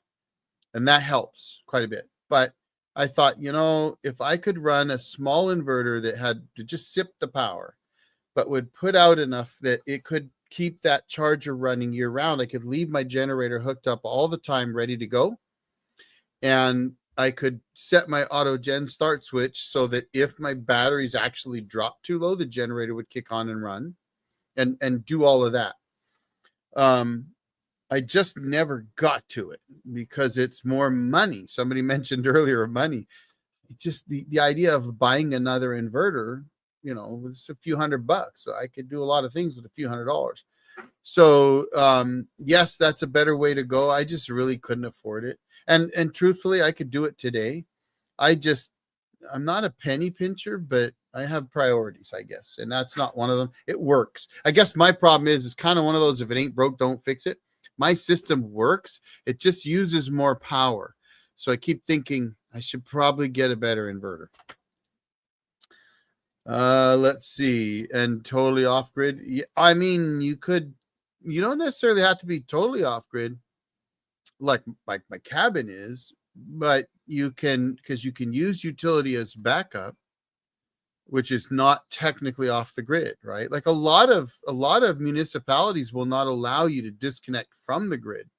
So if you set it up so that you have a transfer switch and you just keep it transferred, she should have waved and said hi. My wife's in the background messing around. She's putting her Christmas village up, so she gets focused. But anyway, you could do it. There's ways you could do it. Like this all-in-one system that I'm putting in, you use the grid to provide a charge to your system. So you could separate it and have the grid provide your 80 amp circuit to your all-in-one system, and then the all-in-one system provides everything from that point forward. You're technically kind of on the grid because whenever it needs that grid power to charge your batteries, it will, but it would only run when it needs to, right? And if you've got a bunch of solar, it's not going to be a lot. So let's see. Good explanation. That clears up a lot of my questions. Oh, you're quite welcome. That's why I'm here, buddy. Simple RS. Hey, buddy, how are you? Yes, you did get one. Dang it. Whoop, whoop. Yep.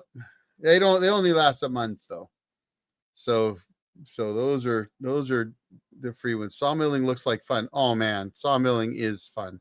Sawmilling is just, I'm gonna put a picture up for you. I mean, if you like being out in the woods, if you like being out in the middle of nowhere and you like working hard and you like to produce something, oh, I love sawmilling. And Dang It, who posted a couple times in the comments, he does sawmilling. He's got a channel, Davidson's All Natural Gym. Excuse me. And I'm going to show you this though.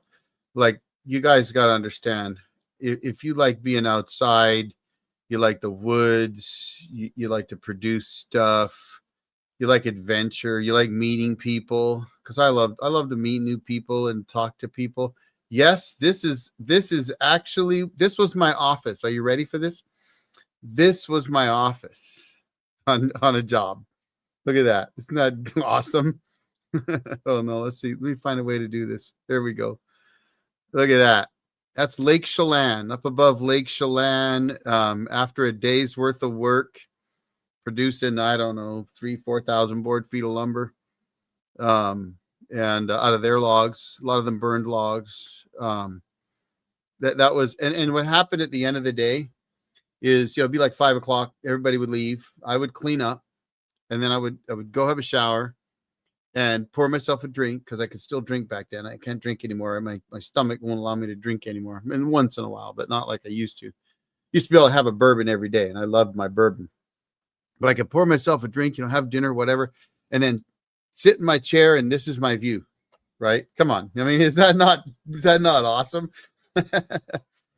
That's what I'm talking about. Sawmilling's awesome. Absolutely. Absolutely. Let's see. We sold the EcoFlow due to only run fridge for 8 hours. Yes, I bought that power checker, like you said last chat. Okay. But yep, the meds are, yep. Okay. That's okay. Gotcha. Okay. So you sold the River 2 because it wouldn't run the fridge long enough, only run for 8 hours. So there's a couple options there. Bigger is better. Like you could do like, I don't know what the capacity of that. I'd have to look it up. River 2 Pro. All right, folks, I'm going to look this up. So that's the EcoFlow River 2. I think Dane has one. Tell me, Dane, what's the capacity of that system? See if you answer it before everybody else. Oh, 768. Oh, yeah, dude, that's way too small. Oh, my gosh. Yeah, I mean, you look, that unit is like my Dabson 600L, right? It's less than 800 watt hours. You can get like the AFRI, the AFRI power station. Don't get the P210, because there's a new one coming out that's better, but that's over 2,000 watt hours. So that's, double and half again the size of that little River Pro, right? And they're going to be out in the $600 range, by the way, with some really cool new features like expansion battery ports. But so 2.5 times the size. Well, that's what, 16-20 hours, right? But with lots of solar input, you can just add another battery and plug it into the solar input if you had to, or expansion battery ports. So Anchor Solix is a good name, though. I mean, if you're looking at Costco, because I know they sell them there now, you got great return policies, so you can't beat that with a stick.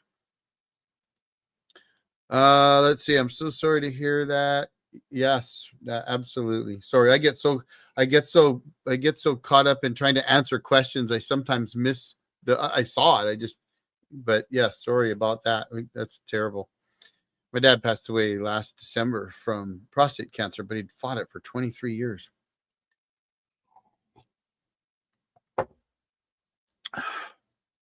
So the shattered panels may have some life. They were badly cracked, but I was reading someone's blog who said he had cracks and they still work. Yeah, I mean, it's certainly possible, but here's my thing.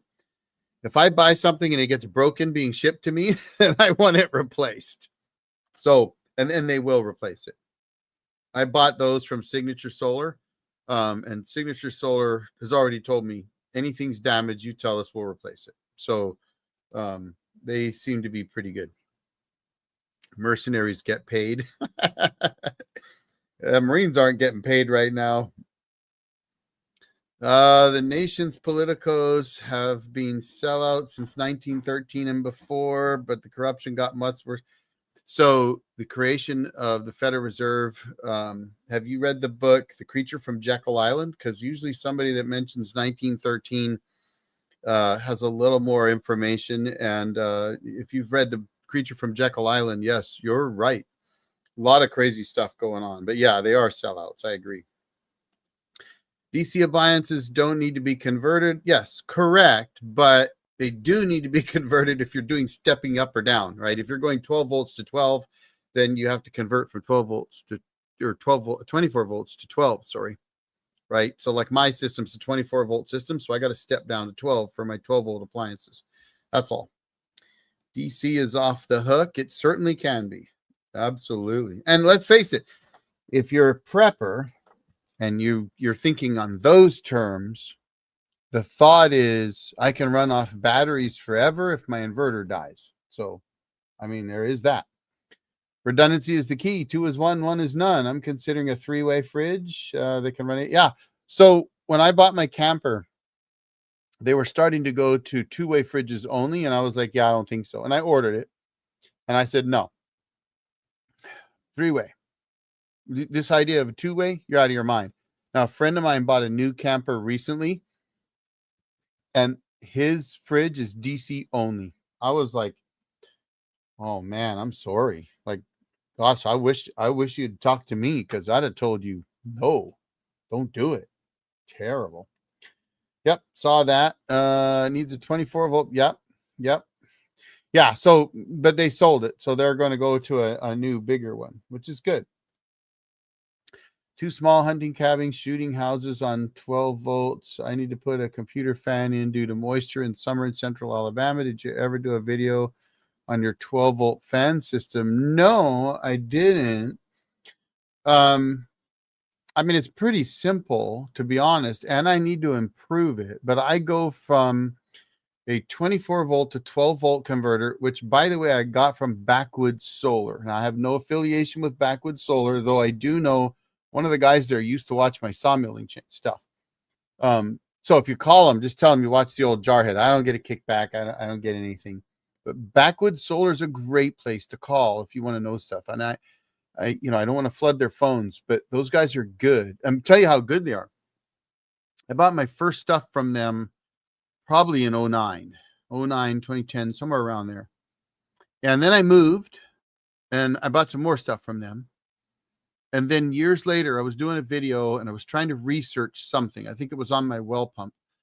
And they were able to go back to everything I purchased. I actually had 2 accounts because of the address change. And they were able to go back to everything I purchased that entire time and tell me what I bought when I bought it. It was amazing. And every time I've ever called them, they always were helpful. Because, I don't know it all, folks. I don't know it all. And so I got to ask questions too. So I would call them up and they would say, oh yeah, this is what you do in this case or whatever. So, super good folks out there, but I got my 12 volt or my 24 volt to 12 volt converter from them. It's actually really nice. I want to say it's fused, and it has multiple 12 volt ports on it. So it's not like the kind you get on Amazon that have a pair of cables on one end and a pair of cables on the other end. This one's different. You've got your 24 volt leads that come into it. It's a black box that's, about this big. And then across the front, it's got essentially like a bus bar that you land your positives and negatives on.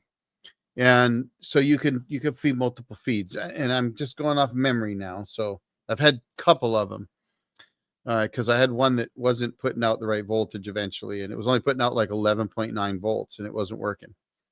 So anyway, got the new one, put it in. But I need to go in and rewire it because when I wired my back room, it was in a mad panic in 30 below weather, trying to get my LiFePro 4 batteries back there to keep them from getting damaged.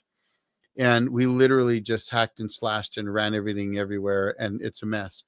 And so I need to put in a switch box back there because I haven't done that yet. I have one on my porch, and that's because originally everything was in the porch. And then that's why the pop can solar heater was there. It was to keep the batteries warm when I have my lead batteries. And that all worked fine, but I still hadn't finished it all. It was better. But I realized I kind of need that switch still in my porch because I use it to turn the fan on and off for my pop can solar heater. And then I use it for my stereo and my overhead fan. Well, the stereo and my ceiling fan could run, frankly, out of the back or where my chair is in front of the wood stove. I put a console in there that I planned on putting all my switches in there. But in my back room, I also need to put some switches. So I need to run really I need to run some conduit. I need to run some switches because, for example, my 12-volt water pump, when you shut your water off and blow your lines out, that thing's going to want to run. So you have to shut it off somehow. So I have to undo a wire nut right now and disconnect it and then connect my wires back up to my fans. So it's not exactly the prettiest setup to do a video about right now. I can imagine the comments I'd get on that one.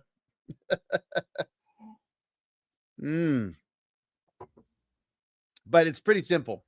220-volt fans that sit up in this, in the ceiling. They're on rafter ties, so they're just kind of low. I could try to find them for you, and those they just run 365 24/7. Let me see if I can find them for you. If you guys like to see the cabin build stuff, I'm always happy to try and show you some more cabin build stuff. Let me see what time we doing. Oh, not too bad. Okay, let me get to pictures here. I'm gonna say those went in 2014, but we'll start in 2013 and jump to November. So let me see if I can find where I originally put those in. So the reason I put those in probably December of that year, when I first built that back room, the problem I had with it was it was built to keep, at that time, my composting toilet from freezing and to keep my water heater from freezing, all that kind of stuff. And it wasn't working. I noticed that at the floor, things were still freezing.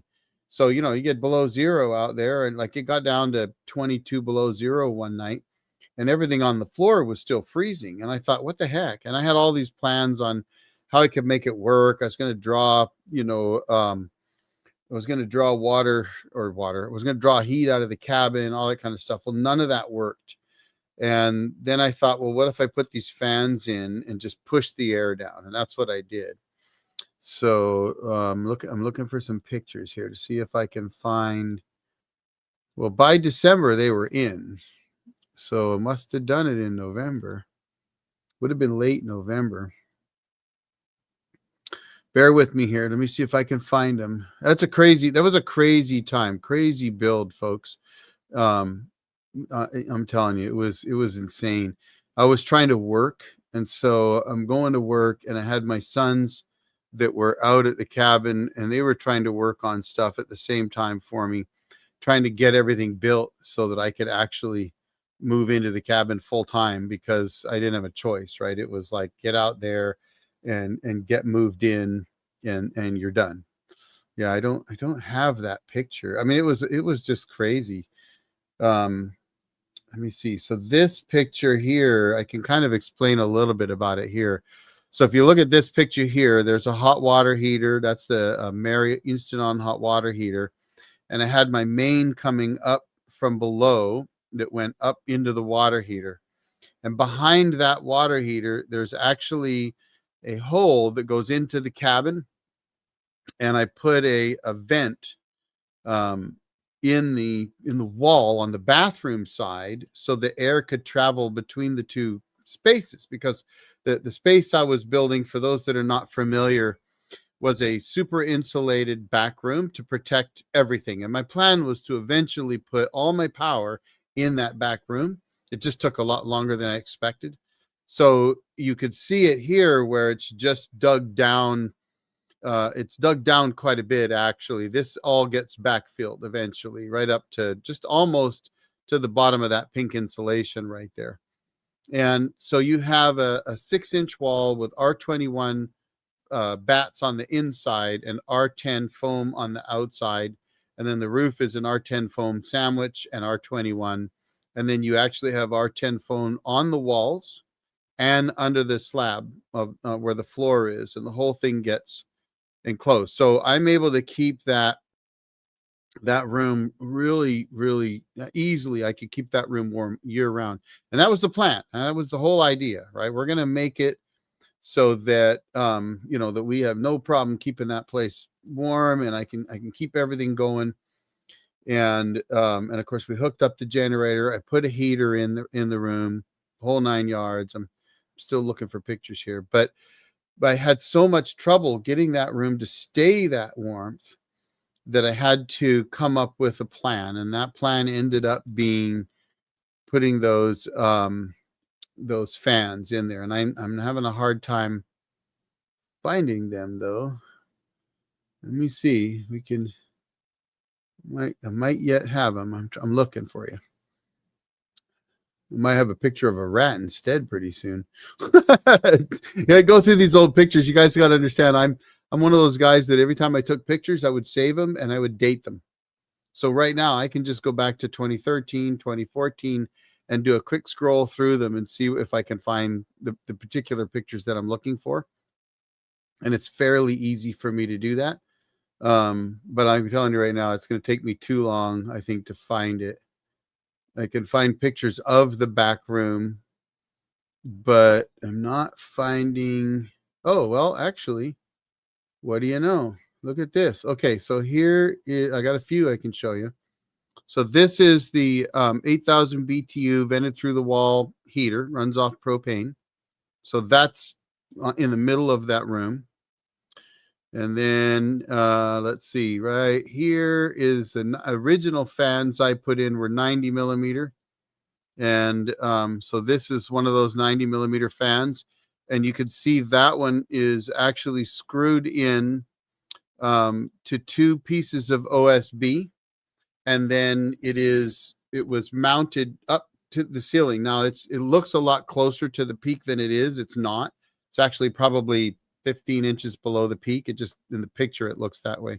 But that was the first ones I put in because that's what I had. And it did help.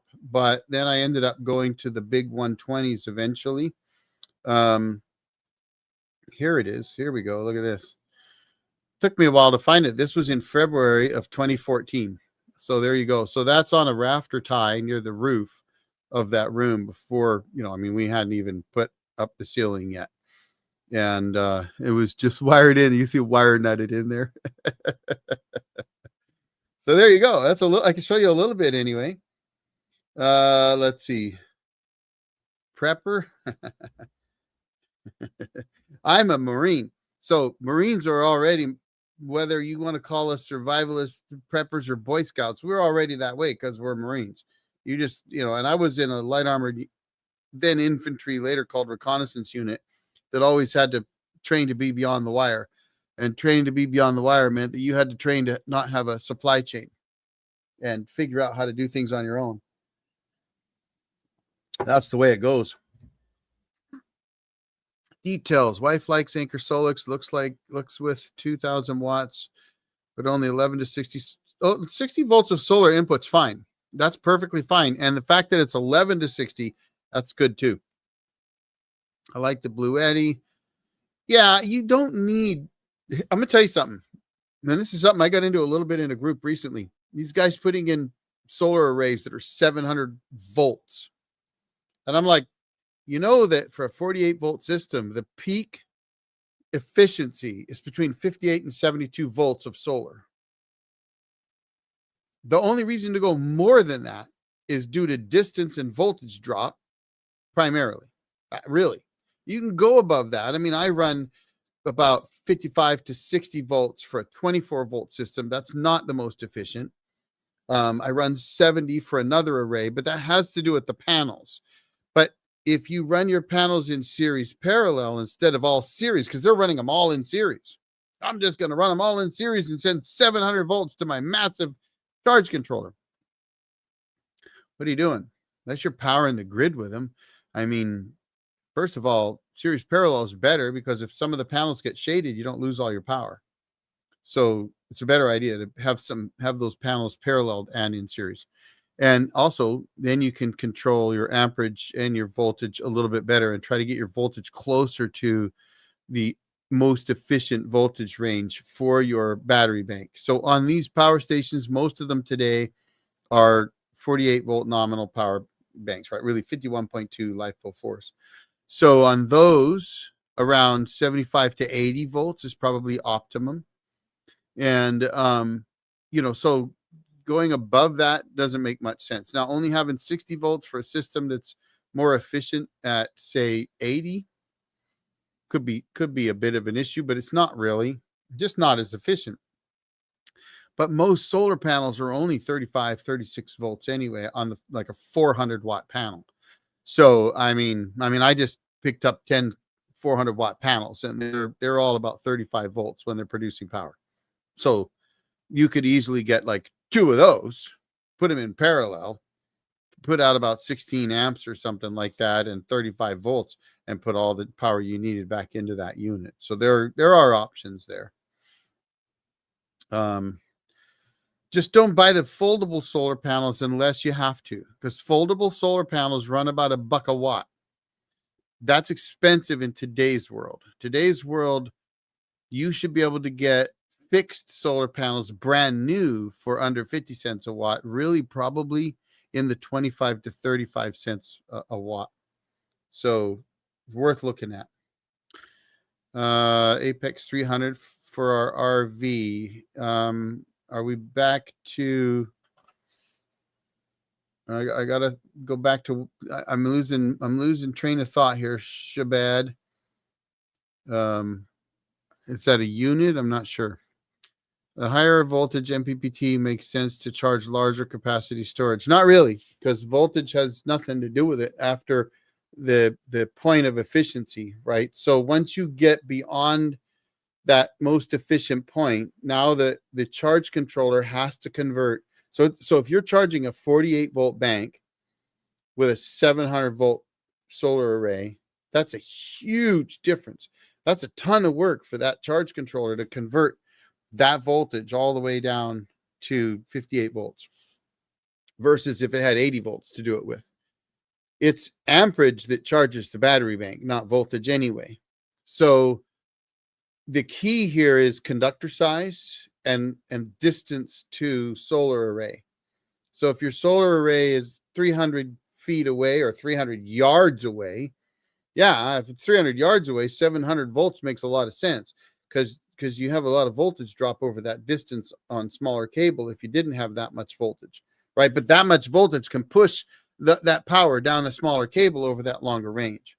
So for example, my small solar array, the first one I put in, if I tried to run it at 18.5 volts, which would be the 3 panels in parallel, so I'd have about 34 amps and 18.5 volts approximately, then I'd have to run 8 gauge cable, and I would have a voltage drop somewhere in the neighborhood of 6 or 7 or 8%, which is unacceptable. By running it at 54 volts and 11.27 amps, I can run 10 gauge cable. Heck, I could probably run 12 gauge cable. And I'm only dropping a few, 2.5% voltage drop over the 50-foot distance that I was running. Now I'm running about 65, 60 feet, something like that. Maybe, let me think about it. 50, 60, maybe 65 feet. So I would have a higher voltage drop over that distance, but it's still not enough to make that much of a difference. But when I put in the new panels, I'm going to run them in series. So I will run about 120 volts, which is a lot more than I would like to run. But the problem is I'm running 3 panels, and I can't run them in a series parallel configuration. And in a parallel configuration, the voltage is too low at 35 volts for a run that long. So by running about 120 volts, I don't lose much voltage at all over the 65 feet or whatever it is. And then, yes, the efficiency is a little bit lower, converting from 120 to a charge voltage of 29 volts, but it's a trade-off. I'm trading off a little bit of loss in efficiency because of the high voltage going to a lower voltage, but I'm gaining in that I don't have as much voltage drop or insertion losses over the distance due to the higher voltage, if that makes sense. Plus, I can run a smaller conductor. The main issue I'm running into, and it's absolutely maybe ignorance, is getting bigger panels over 300 watts that I can run in series, less than 60 volts. Yeah, so that would be a bit of an issue because, like you could get a 400 watt panel, but what was the what was the max? Let me go back and see if I can find your max on your. No, I can't see. What is your max power on your MPPT, or have you picked one yet? So, like for me, for example, I have a cheap Bateria 60 amp charge controller that theoretically could take 150 volts, and it's a 60 amp controller, and I'm running my 3 panels into that. I'm doing it purely for testing purposes. Will 100 watt, I mean 100 watt, will 100 watt, come on, Eric, not watt, will $100 inverter actually perform well enough that if somebody can't afford a $450 inverter, would 100 watt, God, I can't get watts out of my mind, would $100 inverter work well enough for them? My answer today is yes. The Bateria works fine, but do I trust it putting a much more power through it? No. You get what you pay for. So yeah, putting 600 watts through it at 54 volts or whatever, sure, works fine, right? We're not really pushing that much power. Maybe get 20 amps or something out of it, like maybe 35 amps, but not a lot. So when I put my new bifacial panels in, where I'm going to double the power that I'm putting there, and I'm going to send 120 volts to that system, I'm pulling that Bateria out and I'm putting in a Victron. And because I want a charge controller that has a better reputation, that's put together better, that I'm confident will handle that kind of power. I could put my Morningstar back in, but I think that Morningstar is, it's getting kind of old at 15 years old, and it probably will run another 15 years, but I can afford to get the Victron. It was like $450 or something like that. It is expensive, but I thought, okay, I'm going to get another Victron, one that I haven't heard has all those problems, and we're going to try it out and see how it goes. But I trust that one to handle that, double that power better than the cheap one. Let's see. Yeah, my use case is kind of arbitrary, trying to run an AC and charge a 15 kilowatt hour battery pack with a rooftop solar. Yeah, that's a bit of a challenge, because 15 kilowatt hours, at 10 kilowatt hours, I run 2,400 watts of solar. I don't need to increase my solar arrays. I'm doing it on purpose because I want to eventually convert to 48 volts. And why not? The solar panels are cheap, so I'm going to replace the first set of poly panels I put in back in 2010. They still work, but it's time to upgrade those. So, but that's different than trying to put them on the roof of an RV. I put some Bouge RV flexible panels on the roof of mine. You might run a risk with that. I don't know. I don't agree with everybody, but they might be right and I might be wrong, bonding them right to the roof.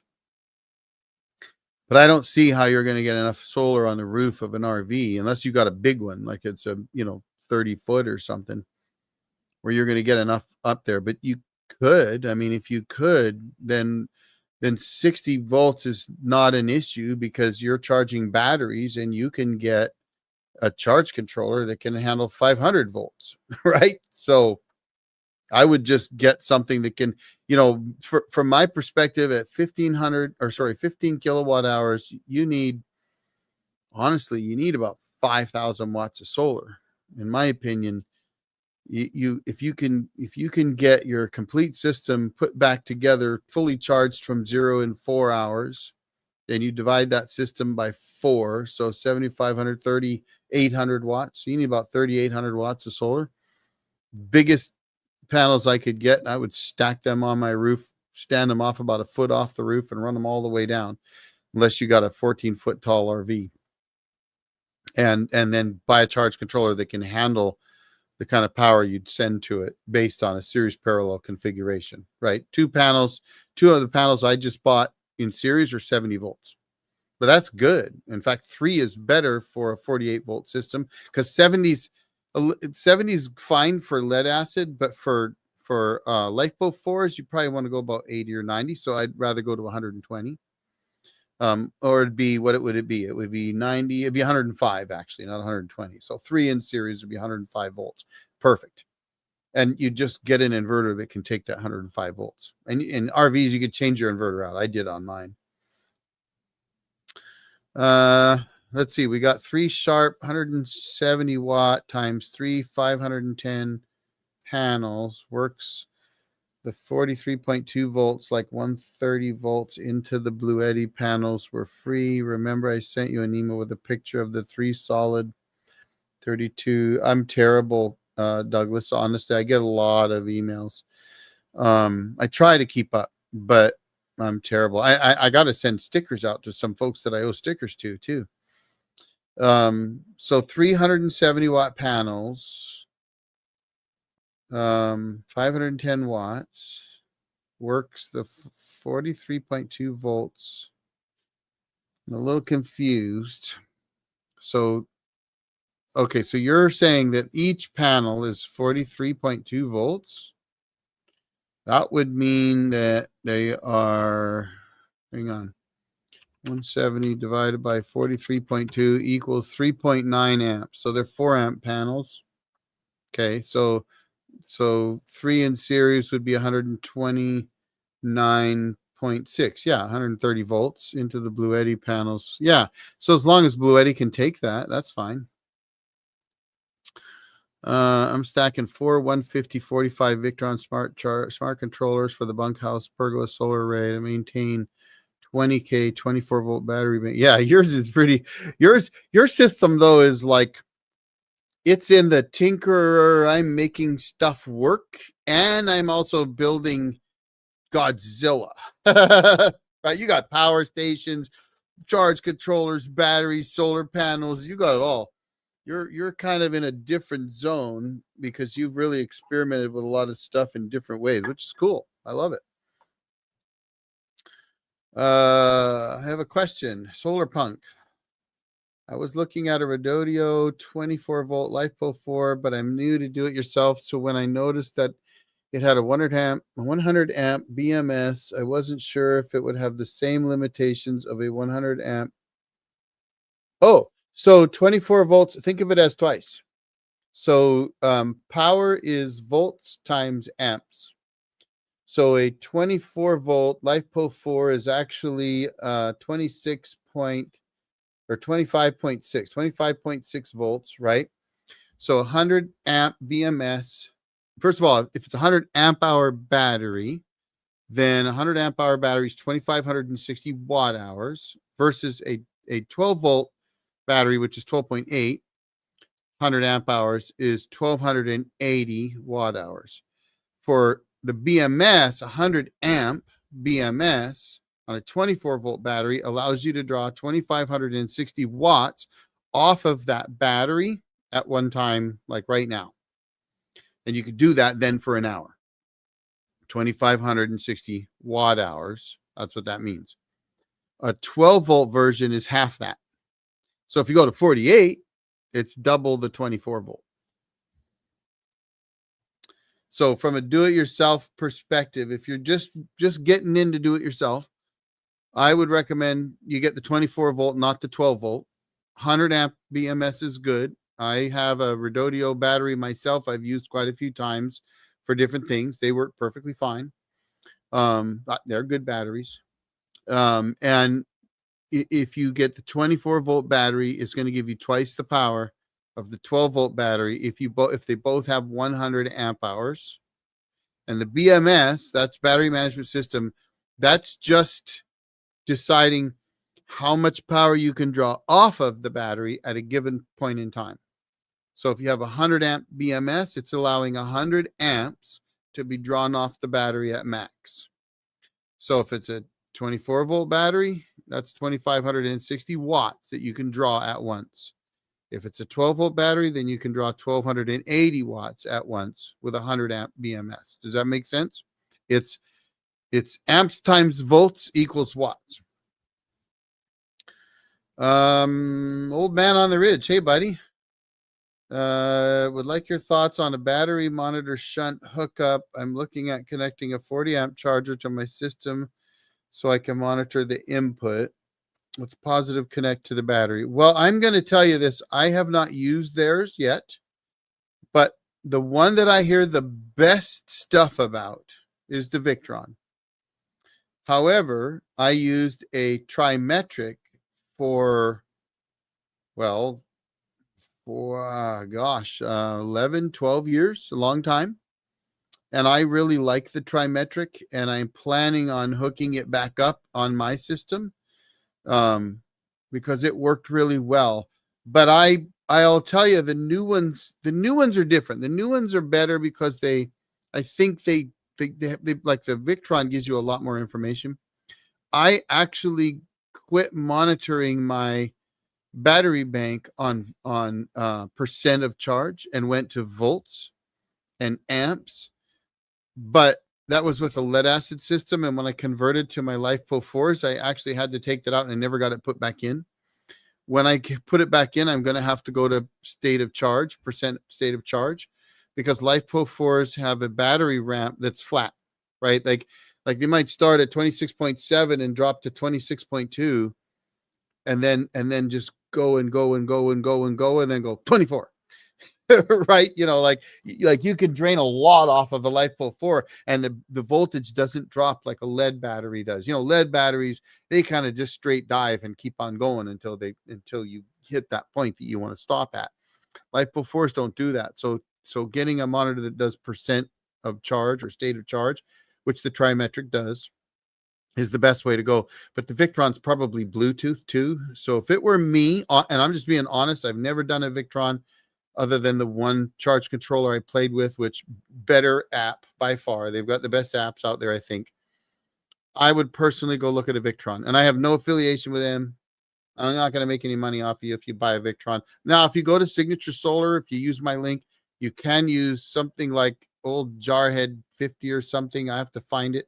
It might be Jarhead Get 50. I can get you $50 off. And then I might get a kickback at like $2 or something, maybe 50 cents. If you want it, I'll find it and I'll give you that, because I do have an affiliate program with Signature Solar. Stickers, one was for me. Yes, I thought so. I kept looking at your name going, I bet that's the guy that got the email sitting right here that I know I got I still have one. Guys, I get so busy sometimes. It's no excuse, but let me see if this is it right here. Donnie Hopkins. Look at this. So I sent him this one, and I got the change in address. I got it figured out, and I've got to readdress this one and send it out. And he's in South Carolina, so I owe him one, and then I owe a couple of you, a couple others. I just got tied up here. A couple others, so I will get those out. I'm going to put this one right in front of me here so I remember. Get that out, Eric. I can be bad that way sometimes, but you will get one. I'll probably send you two now. Where would you connect the negative? Okay, so when you buy one of these shunts, there's two different kinds. I've used both. There's the kind that you would use on a Midnight Solar main disconnect box, right? I'm a firm believer in disconnects. So at the cabin, I use a main disconnect box plus combiner boxes. And you can mount a shunt inside the main disconnect box, and then you have your main negative goes across that. And then you have a point that you can mount, like you can connect other things to it as well. But with the other type that you just put in line, you would just run them in line of your main battery negative, and then power them off of your battery positive. And it is important to make sure you're getting the power from the correct place. They all have instructions. So if you were to get, whether it's a Victron or a Vatra, I have a Vatra, it seems to work fine. I do need to redo it. I need to reprogram it and check my positive because it's currently off. But I have read that sometimes that can happen, and you just got to reset them and figure out what kicked it off. But they're not going to be like whether you get a Vatra, a lead time, any of those, they're not going to be as good as Victron, Timetric, right? Morningstar, whatever, right? But those are all going to be more expensive. But they will all tell you where to put that. But basically, the shunt goes in your main negative, and then you power the monitor with your positive. So, and for those that don't know, that allows you to actually, they calculate the actual amount of power being drawn across that system, so it can figure out what your state of charge is. Every power station has them. So if you're a power station user, you got it right on the front. It says 99%. That's because they got a built-in shunt and they're doing it inside the box. Because power stations are nothing more than an off-grid system in a box.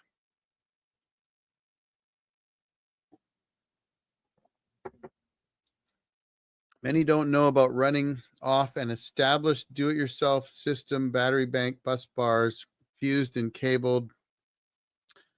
Yeah, true, and you can. So I will tell you this, guys. In my Jackery video coming up, you're going to see me come off my main bus bar and feed the Jackery. So, because I didn't have solar panels with me at the time. Yes, Eric, that was the email. Yeah. Yep. Yeah. Yeah. No, I will get it to you, buddy. I will absolutely.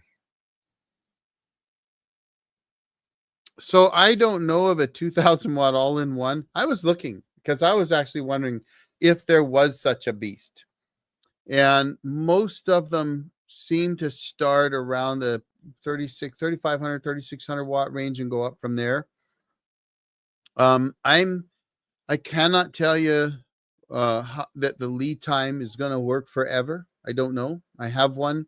It seems to work fine. It didn't have a high idle time or idle power consumption. Seemed to work fine.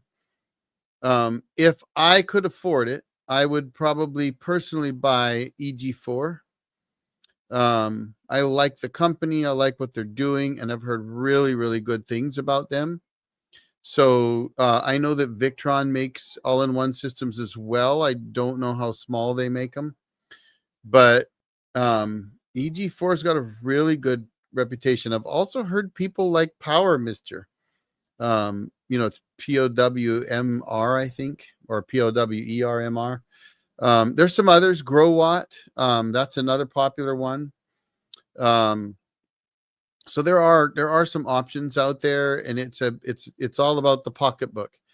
When I first looked at some EG4 stuff, I couldn't afford it. So if I was going to go out and buy one, I'd buy the lead time because it's half the price, because I could afford that. And maybe 5 years later, I could afford something different, right? So it just depends on what your pocketbook can do. If I could afford it, I'd probably go EG4 or Victron if it were me. And I haven't even used Victron other than testing some of it. It's just that I know people that do and have and love it. And from my perspective, when a company has that reputation, they may not be the cat's meow. They may not be the best there is, but they're going to be good, right? So EG4 and Victron could be equal for all I know. I can't tell you that because I haven't tested them myself. I guarantee you I would put my Morningstar up against a Victron all day long, every day of the week. Same with my Outback. But those two units are old, so they're not going to perform as well, and they don't have Bluetooth. I say I'll put them up against it because they both lasted for more than a decade. And they're still, my Outback FlexMax 80 is still sitting in my cabin, still running my main solar arrays. So it's got 1,800 watts of solar going into it, and it has since 2017, I think. So what's that? 8 years. It's still running. And my Morningstar ran for 14 years before I pulled it out just to play with something else.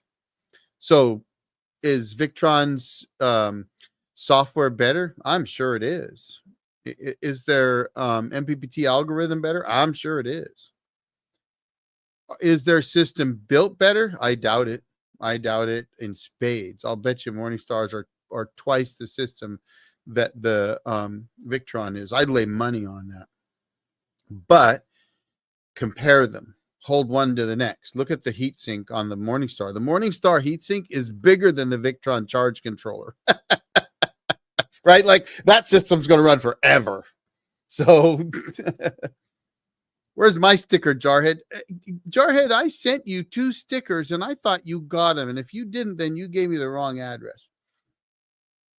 Send me your let me check. I'll check, but I never got yours returned. So I'll check. I'll send you another 2. You're a Jarhead. I'm happy. Manufacturers are adding a second charge controller to power stations. Yes.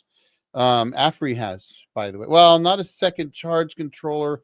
They're really the same charge controller. What they're doing is they're doing dual feeds. I'm not sure why they're doing dual feeds, and I need to test this theory.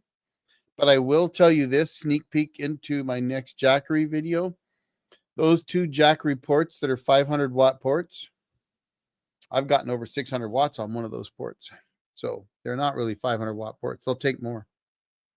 Really like EG4. Yep. The deal breaker for me for lead time is so lead time has remote monitoring. You can do remote monitoring for lead time. The problem with lead time and EG4 for me, the reason I wouldn't put them in my cabin, because I have a lead time right now. It's going to go in my shop instead. They do not have remote start. And that's my big issue. And it's why I may not convert to 48 volts. Because if I can't remote start my system, it's useless to me. Right? I would like to go to 48 volts. Smaller conductors, right? Who doesn't love that? Smaller fuses, smaller breakers, all that kind of stuff. So yeah, plus everything is going that way. But without remote start, they're useless to me. I want to walk in my front door and turn my power on and fire up my heater and my wood stove and move into the cabin. If I don't have remote start, then I got to go to the back of my cabin in 3 feet of snow and shovel out my back room before I can turn my power on. No, thank you. Don't want to do that. I mean, the box Anchor, Bluetti, or EcoFlow 2000 size are bigger. Yeah. So to run a fridge, more than 24 hours, yeah, you need at least 2000 watt hours. I highly recommend looking at a bigger unit. Honestly, Pecron makes a really good 3600 watt hour or 3600 watt unit with 3000 or 3600 watt hours. I'll tell you the truth. I really like Dabson. I use my Dabson 600L every single day now, and I often carry it with me when I go to the cabin. I have sleep apnea. A lot of vets do. So I had to have a CPAP, and I started using it as a backup because I really like the little Dabson. And my 2 favorite machines, actually, my Dabson my Dabson 2000L, I like that unit because it's a little bit lighter and I can carry it around. The Dabson DBS 2100 Pro, I like that, especially with its expandability to over 12 kilowatts. I think they're good units. So, I mean, I like my Jackery. I like them all. I like AFRIs. But AFRIs, the problem with each unit may have a sweet spot. So AFRI has done perfectly fine for me delivering power to single power hogs at a time, right? And which is what most people are going to do. You buy a power station. If you want to run a table saw, you're not going to run a table saw and an air conditioner at the same time. So the AFRI's failing in the early P210s anyway was if you were running one item that was, say, 1500 watts and you tried to run a second high-powered item, you're already pushing the inverter. And instead of killing the inverter, what it would do is it would drop voltage. And if you ran a third item, you're way beyond its capabilities at this point, which a lot of testers, that's what they did, right? You got a 2400 watt inverter that's maxed at 2400 watts and they're trying to run 4500 watts through it. Well, rather than shut off, what it would do is it would drop voltage to like 85 volts. Well, that's not good. But you also shouldn't be trying to run 4500 watts out of the dang thing either. So if I ran a table saw, a compressor, a miter saw, I did all those things, ran them perfectly fine, no issues at all. And the only problem with the older P210s, which I actually used mine quite a bit for a while, is they only had 500 watts of solar. Well, they've changed that now, so there's some new changes coming out. I was told by lead time that they didn't have any way to connect to the inverters. Okay, I'm not sure what you're talking about, because if you're talking all in one, then lead time. Oh, you're talking lead time charge controllers. That's different. I'm sorry. I thought you were talking all in one system. So yeah, I don't connect to my inverters. So like at the cabin, I could care less. And in my camper, I have a Bouge RV 30 amp charge controller that has Bluetooth, and it's fine. But honestly, 90% of the time, I don't bother to check. I don't care. If my solar panels are hooked up and they're running through the inverter, or sorry, the charge controller, and it's charging my batteries, I'm good to go. I'm not going to look at it for months or a year or more. I won't even bother. All right, Terrell. Thanks, buddy. We'll see you. Let's see. River 2 Pro 12-volt cycling battery runs a refrigerator just fine. Yep. Yeah, no, that's the beauty of those extra battery hacks, right? Yeah, so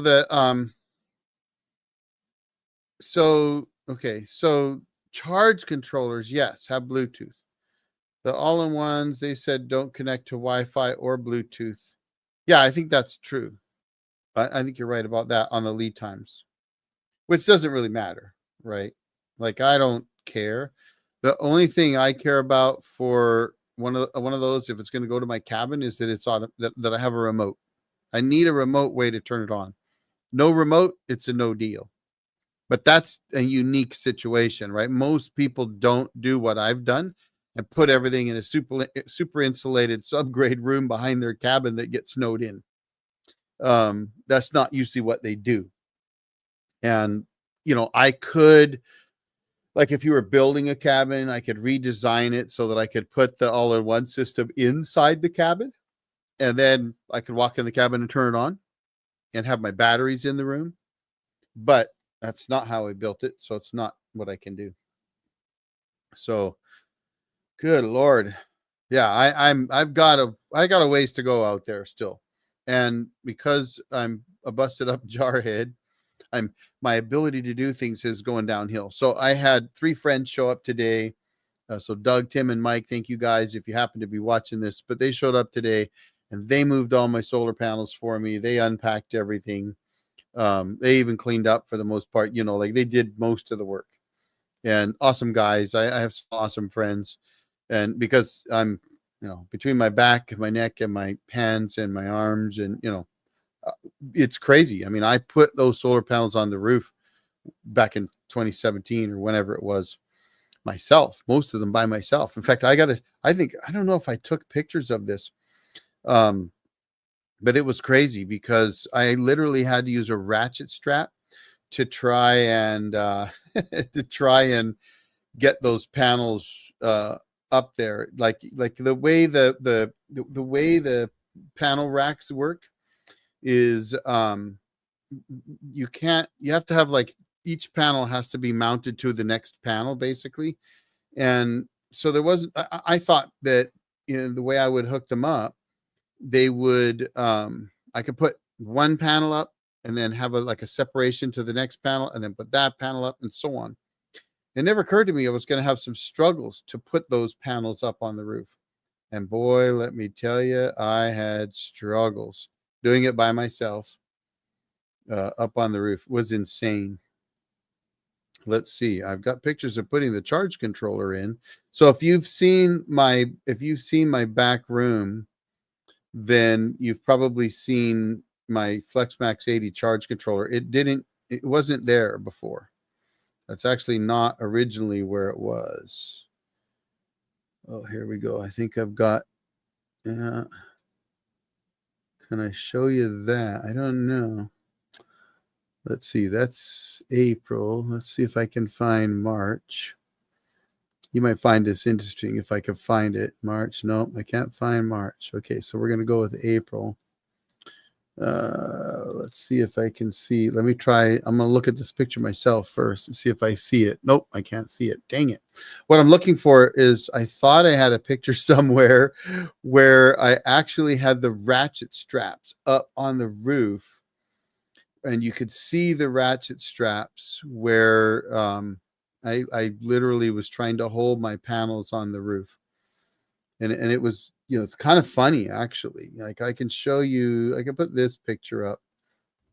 You won't see the ratchet straps, but you'll notice that there's just 3 panels. So if you've seen the cabin fairly recently, you know that there are 6 panels on the roof up there. And the way those panels, I had to mount those, is you have to put a clip on the left, the left lower and the right lower and the left upper and the right upper. But those 2 clips between the first 2 panels have to be loose so that you can put the panels together and then tighten the clips down. Well, if you loosen them up, the panel falls out because they're just held on by, they're like clamps like this, just clamp down on the panel. So if you loosen them, panel falls off. So every time I tried to put a second panel up there, the first panel would fall off. So this is like a nightmare. So finally, I took a ratchet strap and I ran it over the top rail. You can kind of see there's 2 rails there, right? I wish there was a way here to zoom in, but it doesn't appear to be. I might be able to go like this. Yeah, that doesn't do you any good. But there's 2 rails, and so I ran a ratchet strap over them, and I cranked up on the ratchet strap until I'd pulled the first panel tight into the 2 clamps on the left-hand side, and then tightened them back down for like an umpteenth time. And then I could put the first panel up and kind of hold it with my knee, and that sometimes would work. Or I'd have to put a ratchet strap on that one as well and pull that one up and then tighten them both together. So I built that whole thing all the way to the overhang by myself. And then I finally got my neighbor to help on the overhang because there was no deck roof for me to get up on and try not to fall, 10, 12 feet to the ground, because the walls are 10-foot walls. So, those panels there's 3 feet under the cabin to the ground.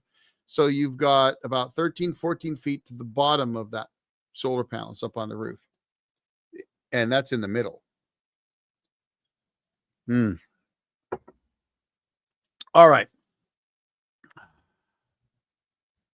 Oh, well, hopes and prayers, Douglas. Absolutely. Hopefully they get it.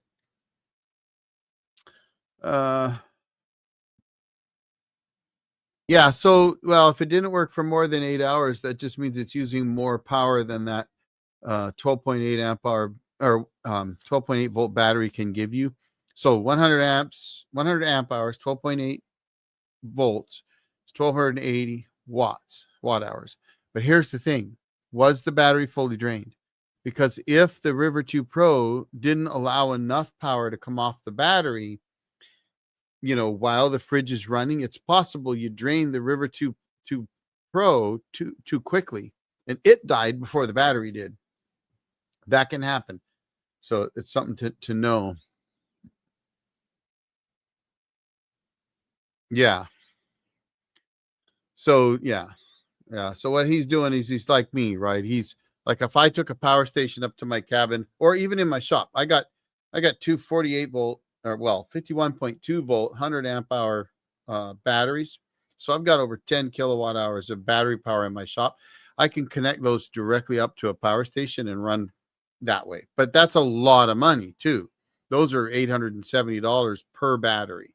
So that's big money, right? You could get like the Jackery Home Power 3600 plus that I reviewed recently.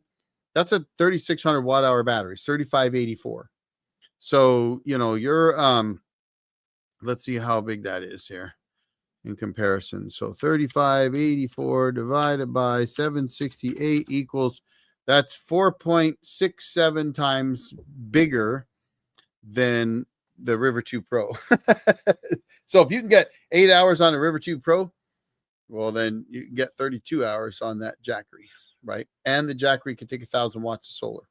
So you could run 2 batteries into it if you wanted to during an outage, or 2 solar panels.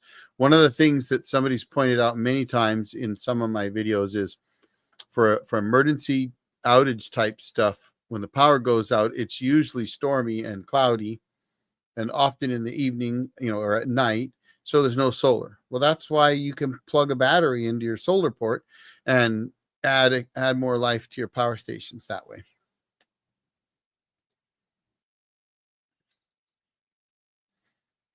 Oh yeah. So you got the cable hack though, I know, right? And if you did it smarter than me, you cut it in the middle, and I think you said you did. So, for those that don't know, some power stations, you can have direct access to the battery through their battery expansion port. So that's awesome. But anyway, folks, wow, it is 3:50. So I've been at it for, oh gosh, I don't know what's that, or 5:50. Sorry, I've been at it for 2.5+ hours. So I think it's time to call it a night and go have dinner with my wife and relax since it's Sunday. But glad you all showed up, had fun. It was good conversations, and look for some interesting videos coming out. AFRI P280 on Tuesday, and then I've got, like I said before, the All Powers S2500. I think a Fozzie bot showing up. At least one more video on the Jackery, and then some others. I've got the Victron 15035 charge controller. 9 new solar panels because one shattered. And I've also got a new ground mount system I'm excited to try and test. And then I'm also going to be building a carport type roof for some of the solar panels. And 3 solar panels are going to go up to the cabin, though I don't think those are going to go up till the spring. I think I'm past time I can get them up there. But I've also got some cabin stuff, get some foundation work to report on. So definitely try to get some of that stuff out for you too. So, but Tim Go, let me see last quick comments here. We'll go into them real quick. I want a Tim Go 48 200 amp golf cart battery, and the pigs will fly over the moon. 200 amps is a lot of power out of one of those. Yeah. So some of the deltas, some of the EcoFlows, if not all of them, if you have an expansion battery port on an EcoFlow, it will work. It's just that you have to add a resistor. So Jasonoid, I believe, did it, and I know USMC, Vicious X USMC has done it. So look for those guys. Absolutely.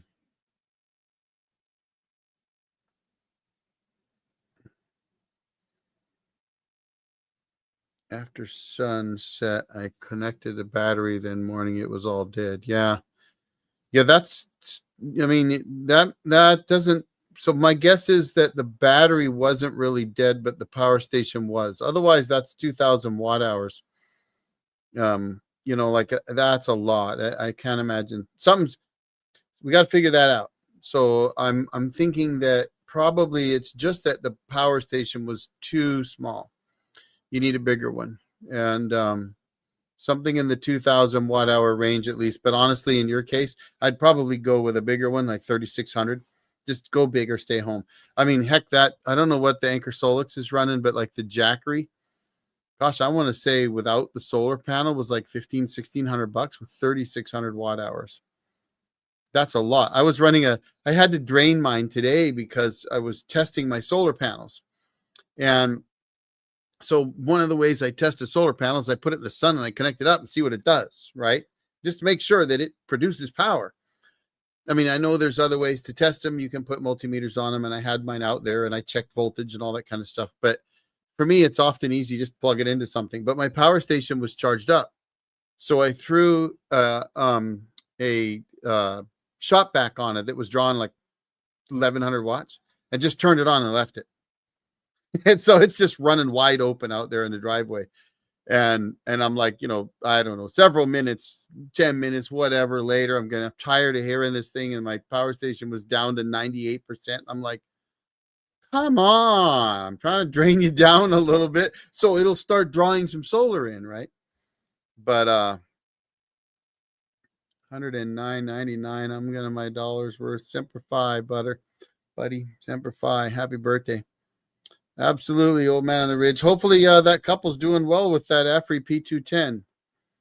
Pin 2 and 4 have to be married for EcoFlow. Yep. Okay, guys, look, y'all have a great night. Thanks for being here tonight. It was fun. I enjoyed it. And I'm going to cut loose and go have dinner with my wife and then relax for the evening. And then I got to get to work for Tuesday's video because I think I'm going to reshoot it. So that's going to put a bunch of work, and members are going to probably not see it as soon as they would. I'll release you the old one, though. I'll release the old video that I'm going to reshoot, I think, I just felt like it was a little bit too slow. So, all right, guys, y'all have a great night.